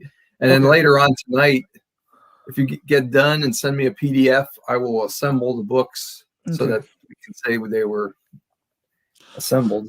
Well, you already know I'm not going to get done. I'm still working on the last one. Hey, you never know. The only time I get done is if we are actually literally sitting at a show like a Gem City or Space, and Right. then I tend to knock them out quick then. It's kind of what I'm trying to do here. But now I'm too much of a planner, so I keep forgetting what I was Okay, going how do I make somebody without eyebrows grimace? You can still put the muscles because eyebrows have Yeah. really Yeah, that's kind of what I'm doing there. yeah, all the tension inside the in the middle, that crease. Yeah, there you go. You got it. But And then, and the mouth is difficult because it's not a regular mouth. is it a bill, like a duck bill?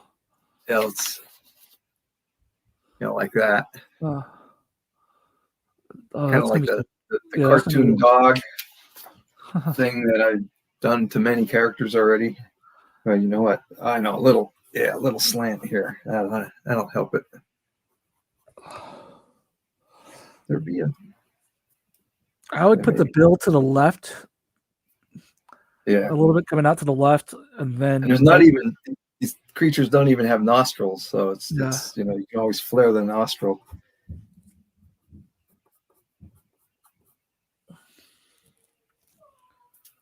What was I doing? Oh yeah, looking up the next part of this. So I got the capital thing. Then I have to have her grown in whatever language they use.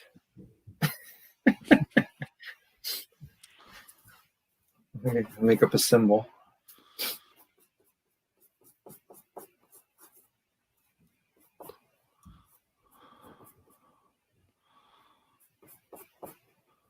The furrowed brow. That's the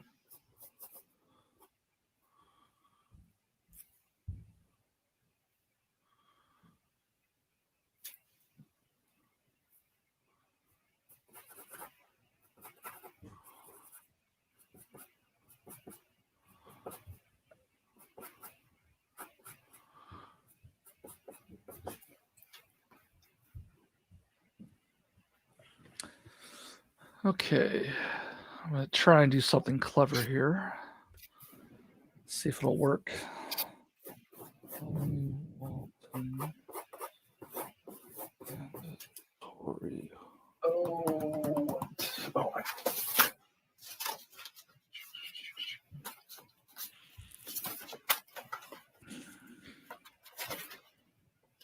I used my alphabet here.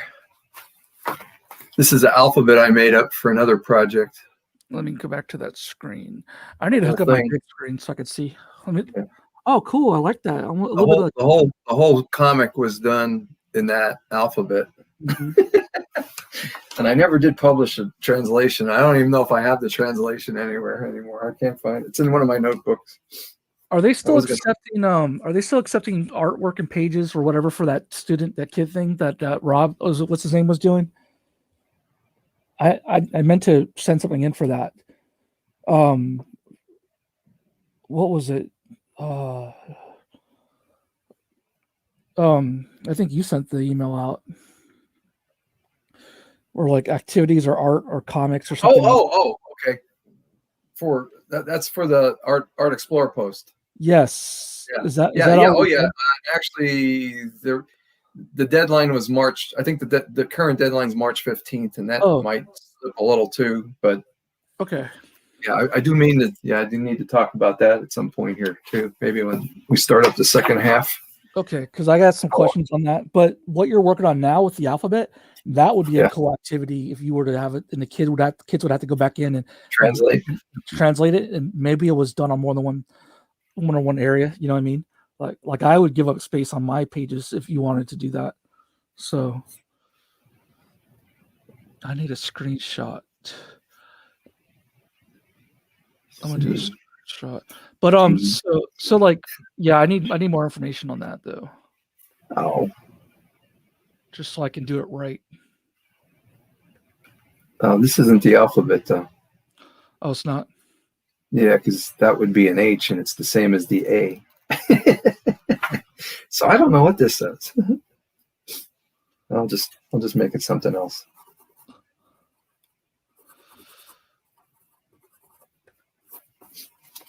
That'll work.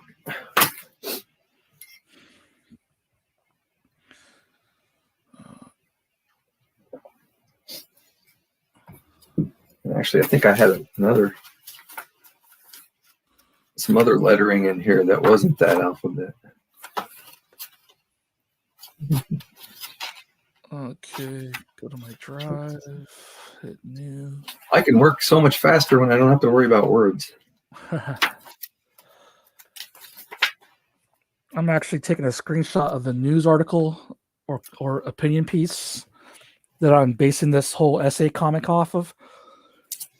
And I'm going to use it as a reference and literally put it in there and then draw over it and turn it to more of a cartoon, kind of like maybe like a nib style deal. And then, now let's see. This is supposed to have a reference option. Image. Import image from where? Where can I do that at? Yeah.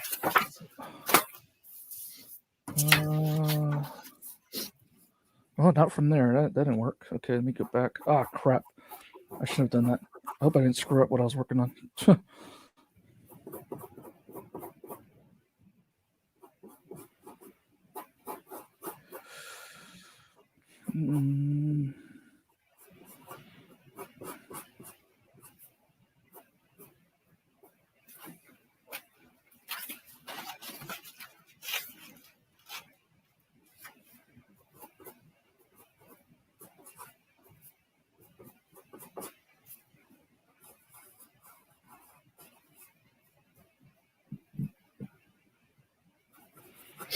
Try this now.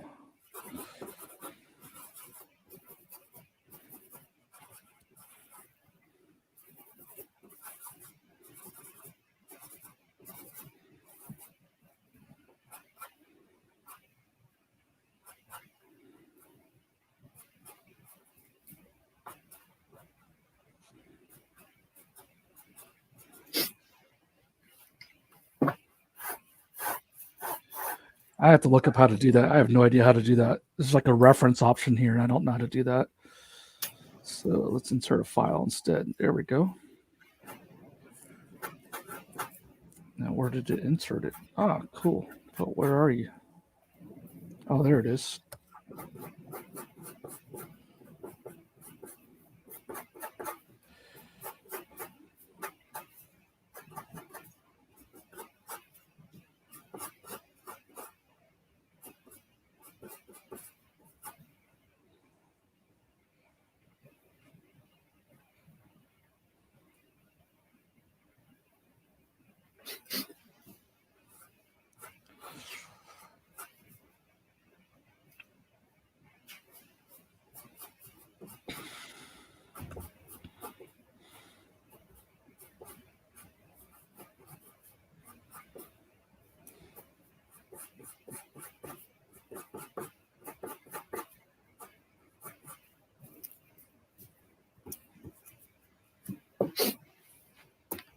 Yeah. Okay.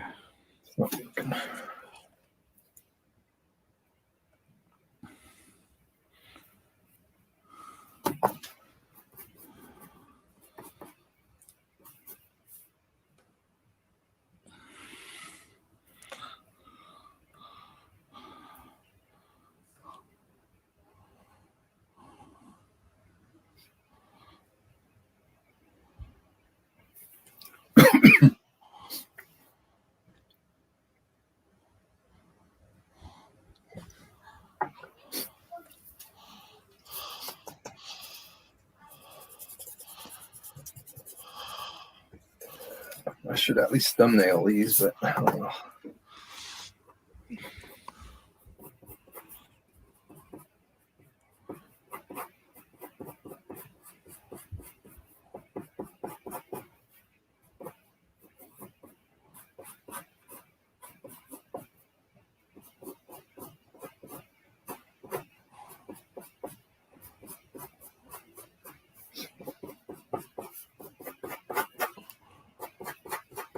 Oh crap.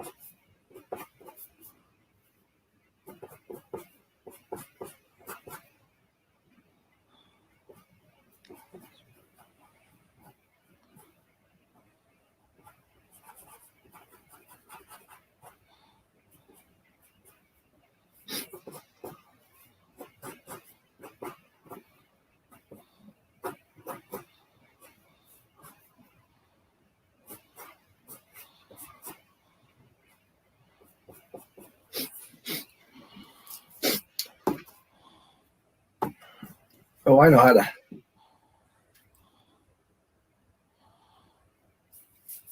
Sweat beads. There you go. That's what we're missing.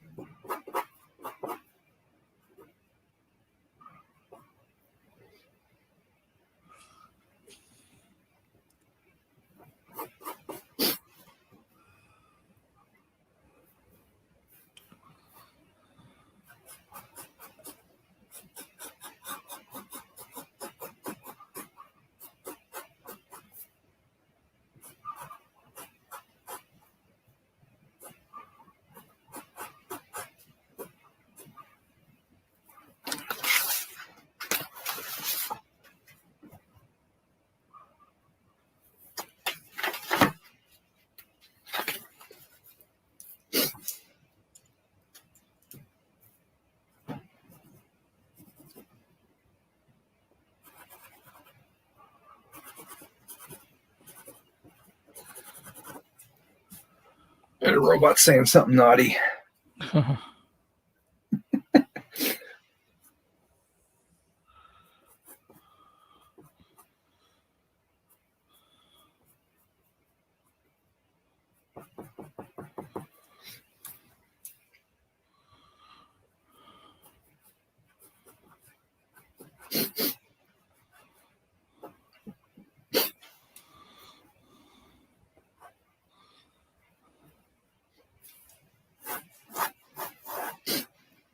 Ink. Time for water.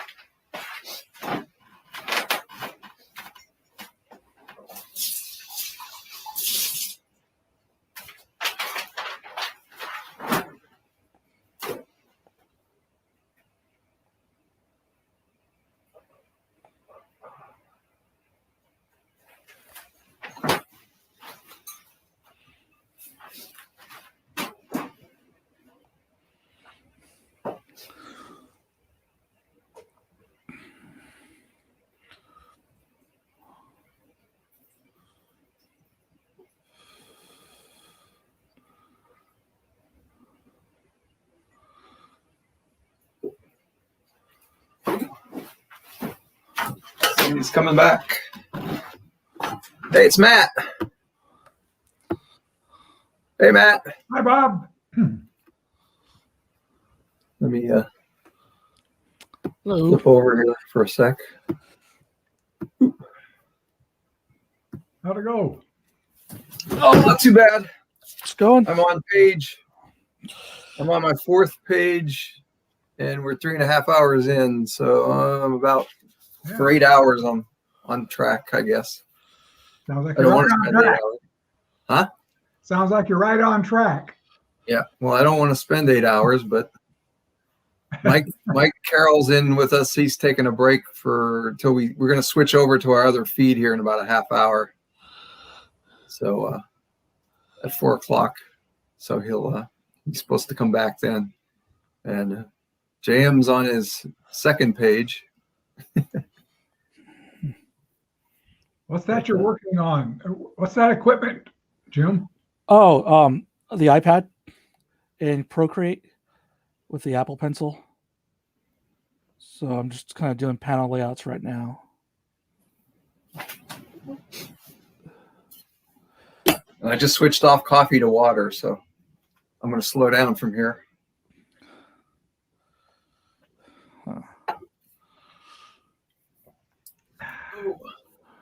He's still drinking coffee. It's like what, 3:00 in the afternoon, 3:30. I take a break in the afternoon. I drink water. And a lot of times I'm done drinking coffee earlier in the morning, but it depends on what you're up to. I actually got up and got on my stationary bike this morning, so I got some exercise before I sat down to do this. I had twice as much exercise yesterday shoveling snow, so I'm taking Well, the weekend off. That's what happens when you live in Michigan. It was more like Michigan than ever before. Yeah. Is it supposed to get cold up there? We're supposed to get into the minus temperatures down here next week. Yeah, it's going to be that way here too. You can't keep it up there? I'll see what I can do, but I think you got your share of it a coming.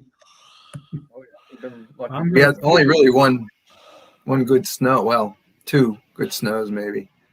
I shoveled 3 times last week. That was the most this year, or this winter.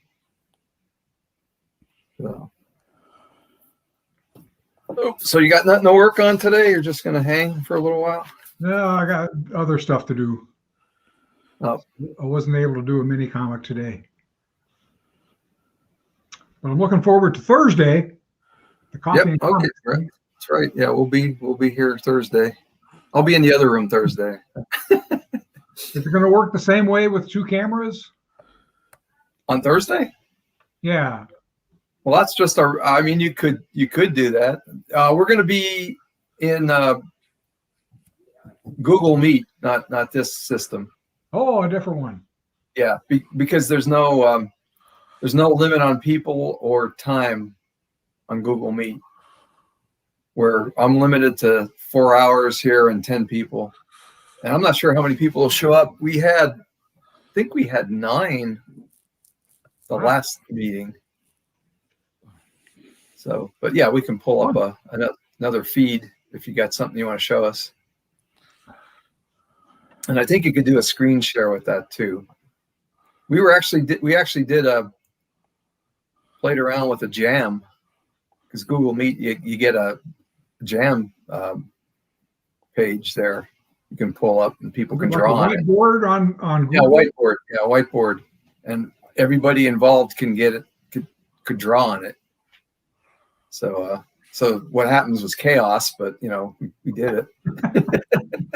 I did post the one page of about 6 that almost was a comic and then kind of wandered off towards the end.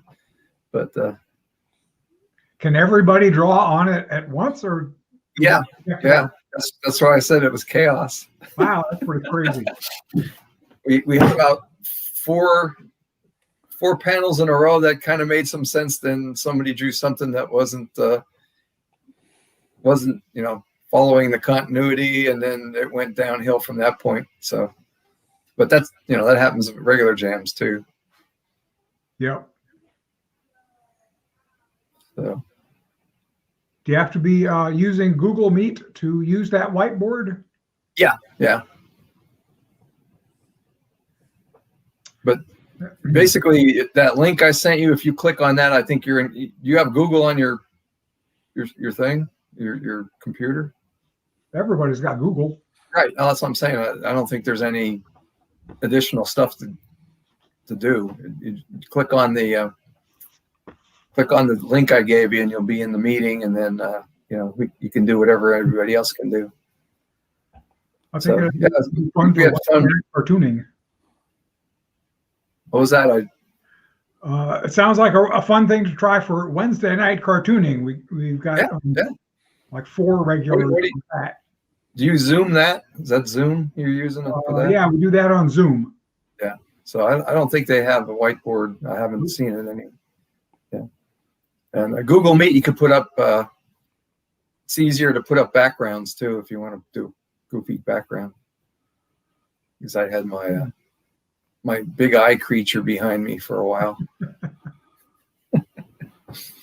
Mini eye creature, I should say. The mini eyes. I don't think I could do it. This system wants you to have a green screen to do that. So I'm not painting a wall green or nothing. So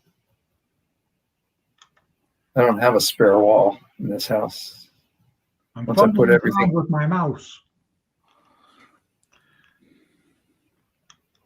The battery is getting low, so I'm trying to move the pointer someplace, and it doesn't move on screen. Yeah, I don't use a mouse. I have one, but I don't use it. I use my little finger pad here. I got pretty good with that. You could just sit there and not move at all, just your fingers, and nobody. It's not good for drawing at all. And that's what I was trying to. Maybe I have a Waco pad. I wonder if that'll work. I haven't tried it on this last 2 computers, but I know I have one. How old is it? Oh, 10 years easy. I think it's a USB plug, though. I'd have to go check. It's been a while. But I did buy it way back to think I would do some drawing, and I could not do anything with it, nothing worthwhile with it. So, and then, then the rest of the revolution. There's Bruce. Bruce is back. Hey, Bruce. Hi, Bruce. Hey. So you done? Matt's with us now. Yeah, I'm ready for a quick drawing. Matt, you missed my fish drawings. Darn it. That's the theme today. Fish. It's not too late. I still got them. There you go. Oh, let's see. Wait a minute. Who else is there? Where'd that Again, I was fumbling with something Mike. else. Mike's taking a break. He's going to be back after we go over to the other feed. Oh, okay. Let's And see. Jam's working on page 2. Nice. Thanks. Holy mackerel. Yeah, that's right. That's right. It's a mackerel. It's a holy mackerel. That's right. And I'm working on page 3, which is the 4th drawing. Okay. And I'm not sure if I'm getting the emotion I want out of that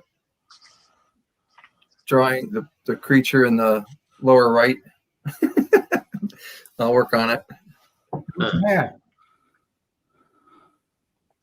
They're my fish creatures. That one's Felicia. This one never had a name, but her partner, who's pregnant, and that's my that's my robot, my shark robot, which you can see better here. There's the front on view. So am I sharing my screen now? No, I'm just showing you my stuff. And then there's the when he's vertical, what he looks like. He works vertically and horizontally. Okay. And so I got some action going here. So it's an all action issue. Yeah. And my horrible I should have brought my little posable dummy thing I got. Oh well. Oh well. I need to start using. I got one of these. Yeah, something like that. Yes. He has a neat little thing. He's jamming his back and a stand. So you can pose them and leave them go. And I used it a few times. I got it's a couple good things. And then the women version of it, I think her boobs are too big. Well, Because I drew something. I thought, wait a minute. What do you mean? Does it keep falling over or what? I mean, No, it just okay. visually. Okay, visual. It's like I'm drawing regular comics, I guess. Maybe I think they're for manga people. So Yeah, they are. Here we are. The eyes have it. Nice. Beautiful. I was trying to show you my eyes for this other project here before, and I've never found it. Ooh, where did I put it? That's in. I tend not to make file names that make any sense.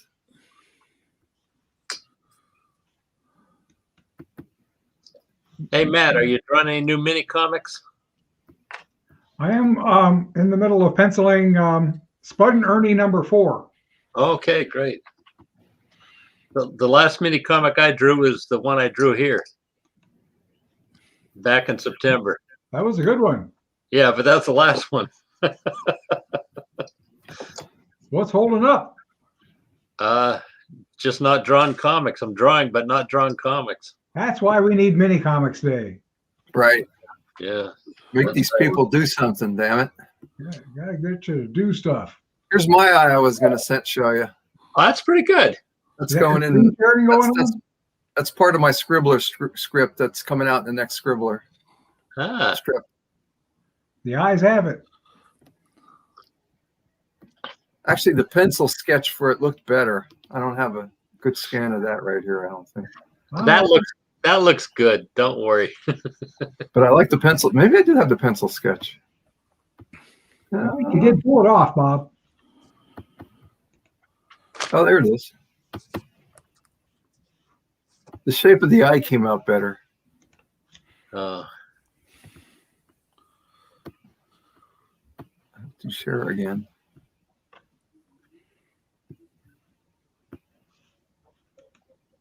Boom. And I decided, yeah, you actually tear from the inside, not out here. So I got rid of that. I think that's more classic comic to put the tear out there, even though it's wrong. oh. That almost looks like a Wally Wood type eye. That's my eye. So That's your eye. I have Wally Wood eyes. That's That right. sounds like a song. Yeah. That's He's right. the guy with the Wally Wood eyes. The guy with the Wally Wood eyes. I was trying to get the Wally Wood Didn't John Lennon write that one? lighting.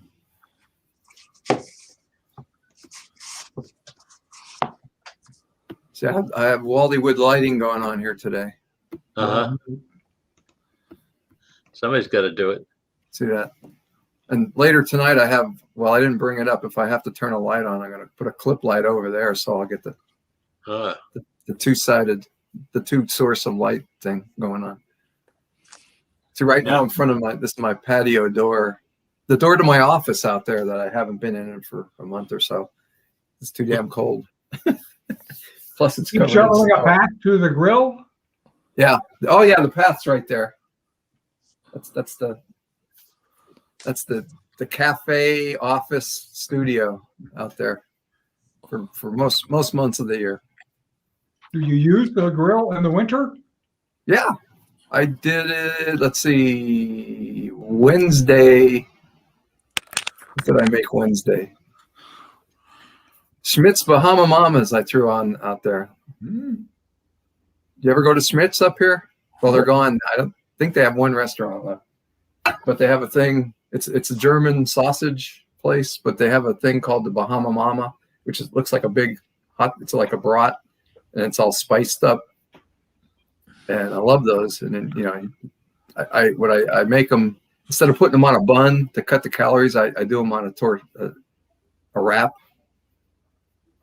And if I have sauerkraut, I'll throw sauerkraut on it. If I don't, I don't. And then it's like a golden mustard or brown mustard. Yeah. Yeah. So because that's kind of the way they serve them down there. It's called And Schmidt. Schmidt's. Yeah. Down in German Village. And they have cream puffs that are, oh my God, amazing. One of them would kill me now, I think, but That's good, huh? so yeah, I think there's still one down there, but you can buy the Bahama Mamas at or Giant Eagle and Kroger's up here. I don't know if they translate down or up to Michigan at all, but that's a local delicacy. They had a lot of restaurants for a while, and then they just kind of went backwards. I think they might just have the original spot left. Well, these are not great days for restaurants. No, well, I mean, even before COVID, Oh. they were backtracking. So they're probably making more money doing, sending stuff to the grocery stores than. And I was also drinking Crimson Cup coffee, which is a local thing where we usually meet for coffee and comics. Coffee and comics, huh? Well, that's what we're doing Thursday. Yeah. You want to join in? We're kind of doing the Google Meet thing. I'll send you a link. I'm going to be there. Yeah, Matt's supposed to be there. What time is this? I think I said 7.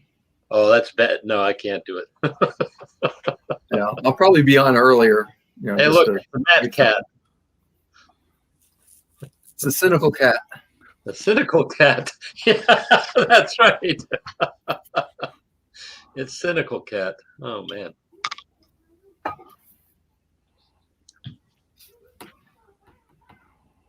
So what do we got? Got 7 people watching. It's a cat. It's a cat that brings in the crowd. We got cats on now, everybody. Should have done a cat mini comic. We'd had a crowd here. Yeah, sure. Sure.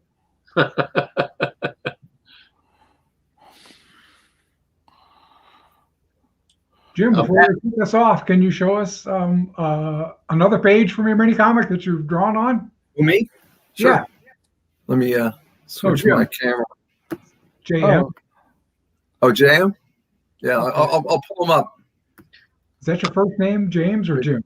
It's Johnny, but Johnny. Johnny Michael Hunter. So JM is the signature kind of thing. I go by Hunter or JM, whatever you remember. So He's drawing the terrorist attack. so is it showing up? I need to go back to the screen. I wasn't. Yeah, Yeah, it looks good. Thanks. Yeah, combining it with an old journals and essay comic that I was doing. So now I feel like I needed to update it because obviously there's been relevant new current events that have happened. So yeah, and then this one I just wanted to make a robot face layout. So now I got to make the story work for it. So Oh, the face. You're right. yeah, Huh. so I like to have fun that way. It is pretty fun. So I'm going to go copy from the old comic. Oh, I'll show you what I've been working on though. Like normally is this is the latest page I need to work on. I got to finish inking this and then But a friend named Stephanie Maynard, she wrote it. She's based out there in Michigan with you, actually. She wrote it, so I'm using her script and I'm illustrating it.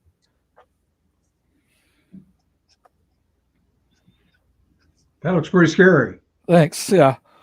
So it's like her inner demons are coming to life, basically stuck in COVID, pandemic, quarantine type of deal. So. Oh, the red thing? Huh? Yeah, the red thing, the orange thing. What else? What other pages do I have on here?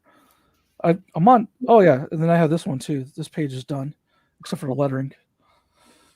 So each demon is a type of different demon that has a different color associated with it for a different type of issue, I guess you could say. But so it's 7 pages total. But yeah, it looks nice. Thank you. And then the one I'm working on now for Minicomics is also going towards my thesis, my comic thesis that I have to get done by May. They give degrees out for comics now, Matt. Yep. What? They teach that in school now? Yeah, that's what I'm doing at MFA in comics. What a world. I keep telling them they're taking all the damn fun out of it. Or they're putting the fun in it, because like I'm getting stuff done I normally wouldn't be getting done. I used to get in trouble for drawing comics in school. Same here. That's why I ended up getting kicked out of the I had stuff confiscated all the time. I wasn't paying attention. The comics were not looked upon in a very favorable light. Especially in a Catholic school. Well, I'm talking about when I was in college. The art students were really down on comics. Oh yeah. Well, you know what? I had a couple art students in my dorm, and I was drawing some of this stuff, and they would come by and say, "Oh, that's really cool. How did you do that?" And I said, "You're the goddamn art student. Why don't you tell me?" One of the people I went to college with was a guy named Rick Magyar, who worked as an inker for Marvel and DC and everybody else for like 30 years. So I guess he got his revenge on the art professors. Yeah.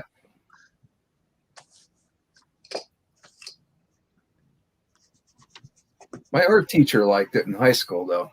I used to paint cartoon characters, and she thought that was great because I would at least do something in her class.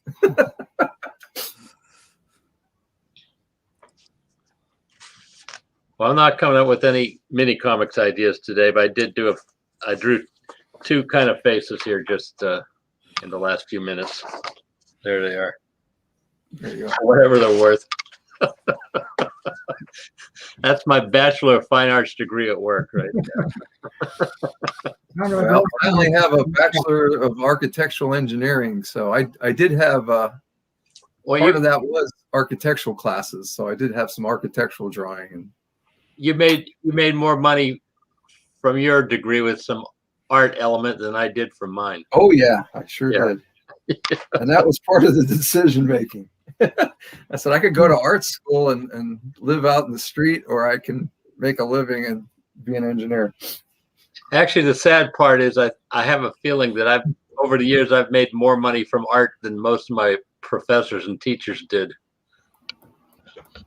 So what do you think will last longer, the buildings you designed? Oh yeah, your comics. They'll be here forever. This stuff all gets thrown out when I'm gone, I think. Hey, the comics are still here. This one's from 1981, so 40 years ago. Maybe tucked away in a shoebox in somebody's house. Maybe I'll be there yet. I don't know. But take it to the Billy Ireland. I don't think they want my stuff. I gave them all the old comics at one point. I'm not sure what they did with them. They probably sold them in one of their sales. But oh man! But wait a minute. I don't know. I'm just saying. But they have so much better stuff than that. I was in the first O Comics with Bob Voitko. That's a keeper right there.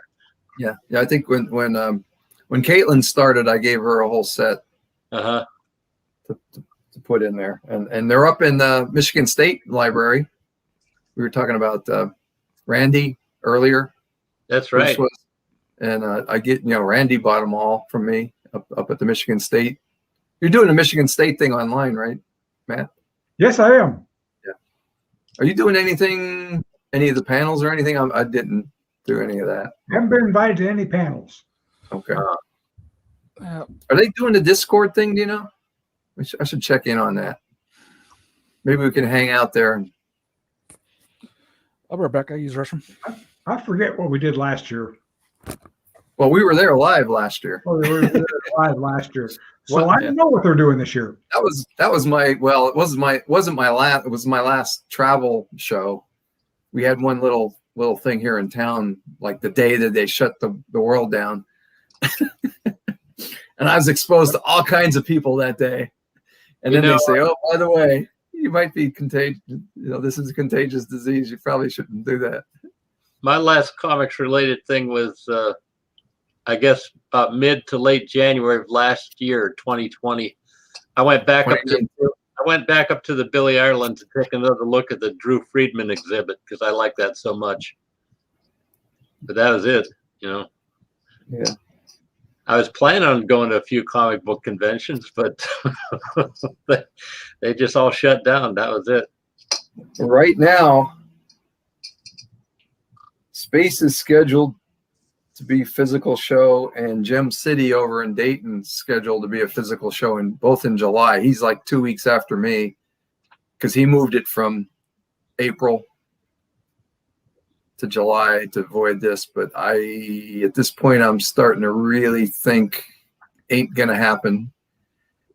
I finally got an appointment for a vaccine shot for Thursday. So, but everybody except the city of Columbus that was doing shots didn't have any or wasn't taking appointments for 65 and old. I'm 65. I qualify for next week here in Ohio.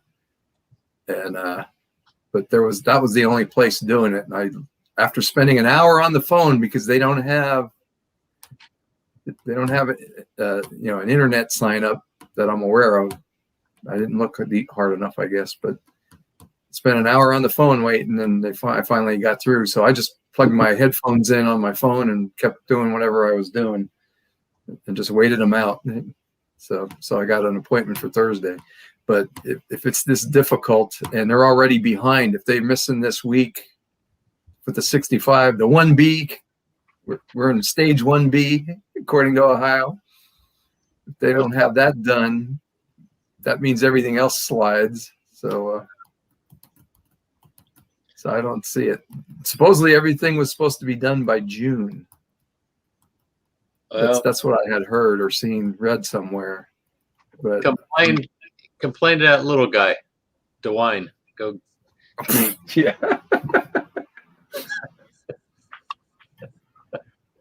There's a comic convention scheduled in Grand Rapids in April. Oh, forget that. Yeah, I think I'm gonna have to skip it. Yeah, I wouldn't go. And I was even looking at everything in the second half of the year, like in August. I was going to do 2 outdoor things, 2 art festivals. Mm-hmm. I feel a little more comfortable being in my little 10 by 10 tent with all the open sides and my mask on than I would be in an enclosed building, even if it's a big one. So the MSU thing they were like never even considering doing it live this year. I was talking to Ryan. He said, we're just going virtual and the hell with it. When is it MSU? March 26th or February 26th. I'm sorry. Oh, okay. February 26th. Yeah, if they have a Discord, if they have some Discord thing, I could. Yeah, I'm not sure if they're doing that. I'll have to check on that. Well, I'll see.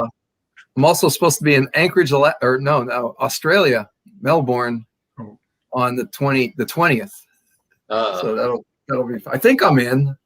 They kind of were asking me questions about my entry stuff, so I think that meant they just needed more information for me. So nobody said you were in it to me, but Are you going to Australia? Or No. I don't think they'll let me in, honestly. I don't think they want us down there. Yeah, that's the travel restrictions are still on. Yeah, I think they're in better shape than the rest of the world. But no, it's a virtual thing. I'm going to be set up as an exhibitor. I don't know if I'm participating in anything other than that. But so I've done as well virtually at any con I've done that way as I do when I'm there. So I think part of that is because nobody sees me. That's sad.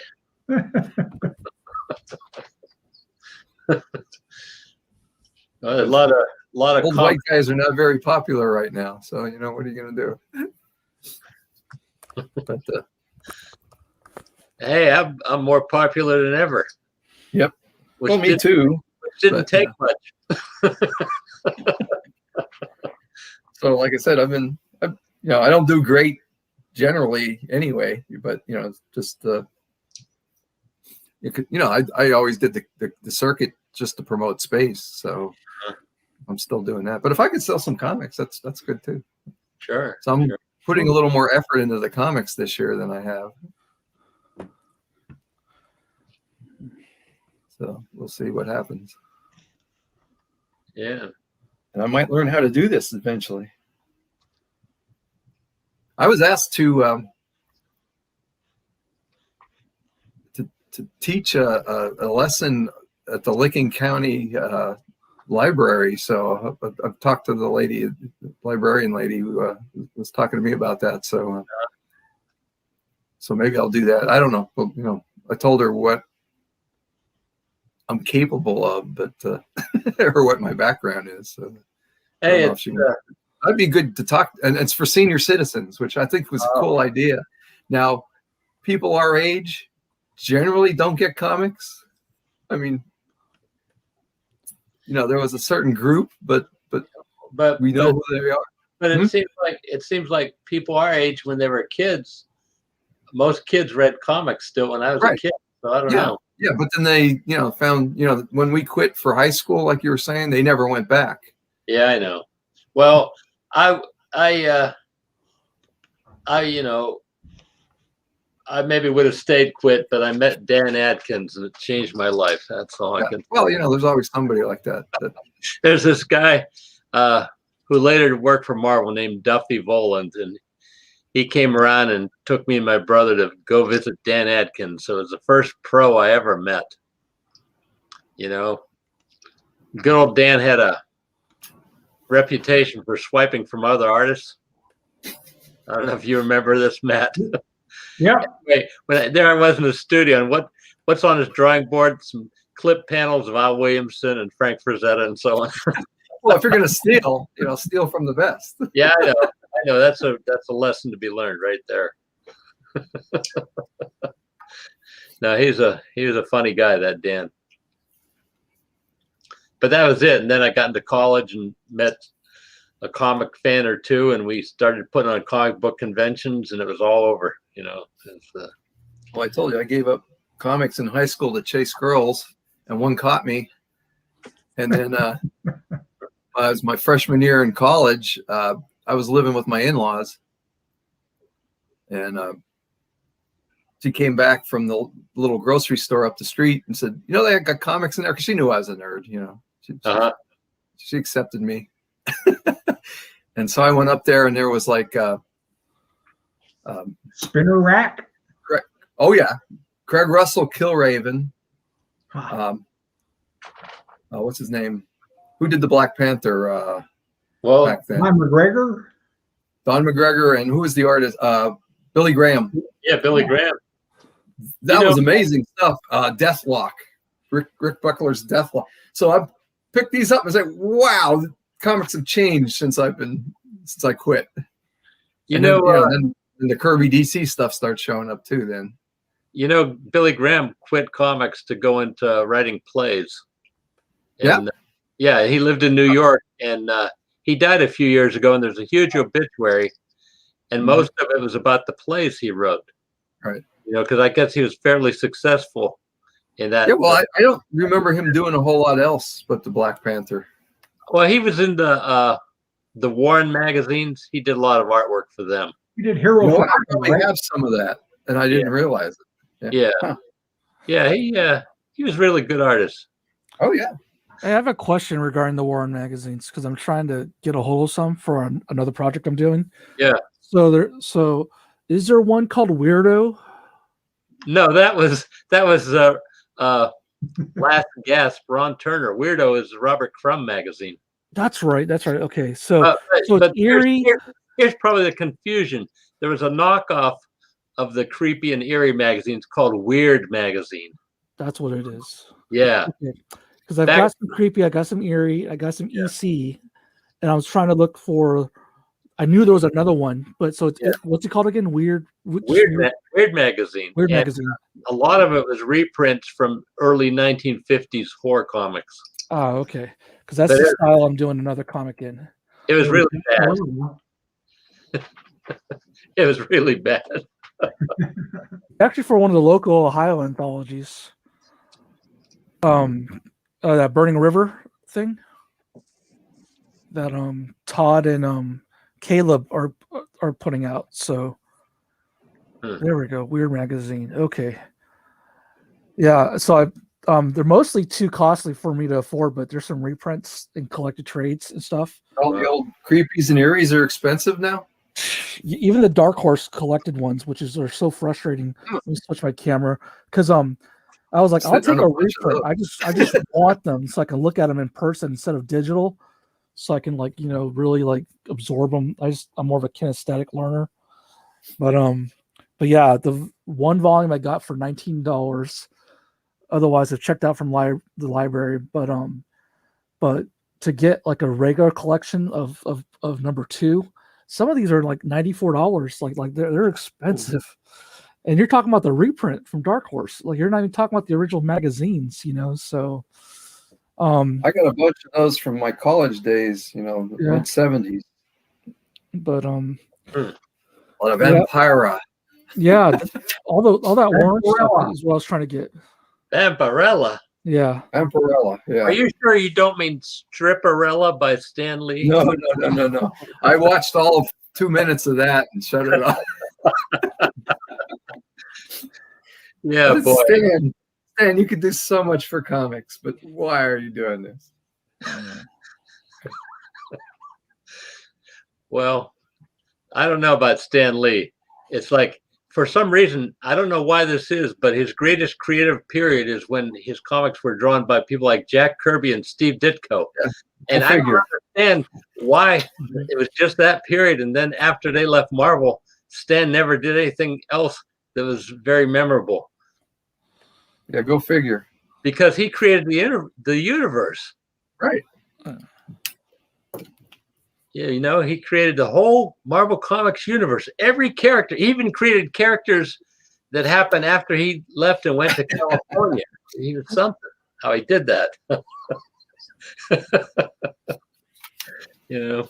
Amazing guy. Stan was their spokesperson. So like in the mid-70s. Yeah, that's what I said.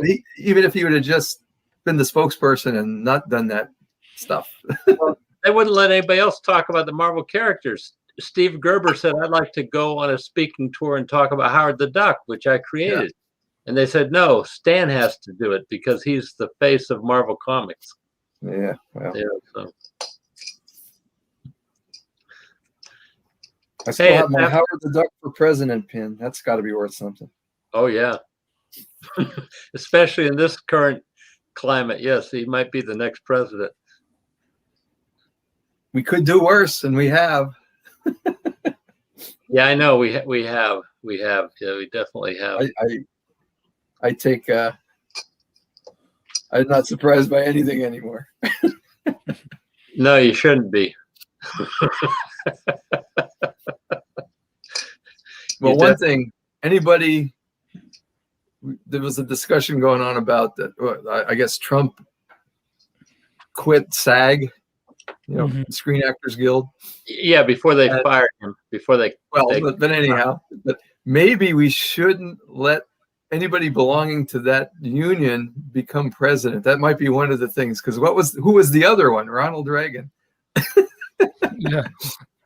Because he was president of the Screen Actors Guild, I think, at one time. That's right. That's kind of where he got started in politics. Some people say Ronald Reagan was the greatest president of all time. Oh yeah. Down your way, they got a goddamn highway named after him.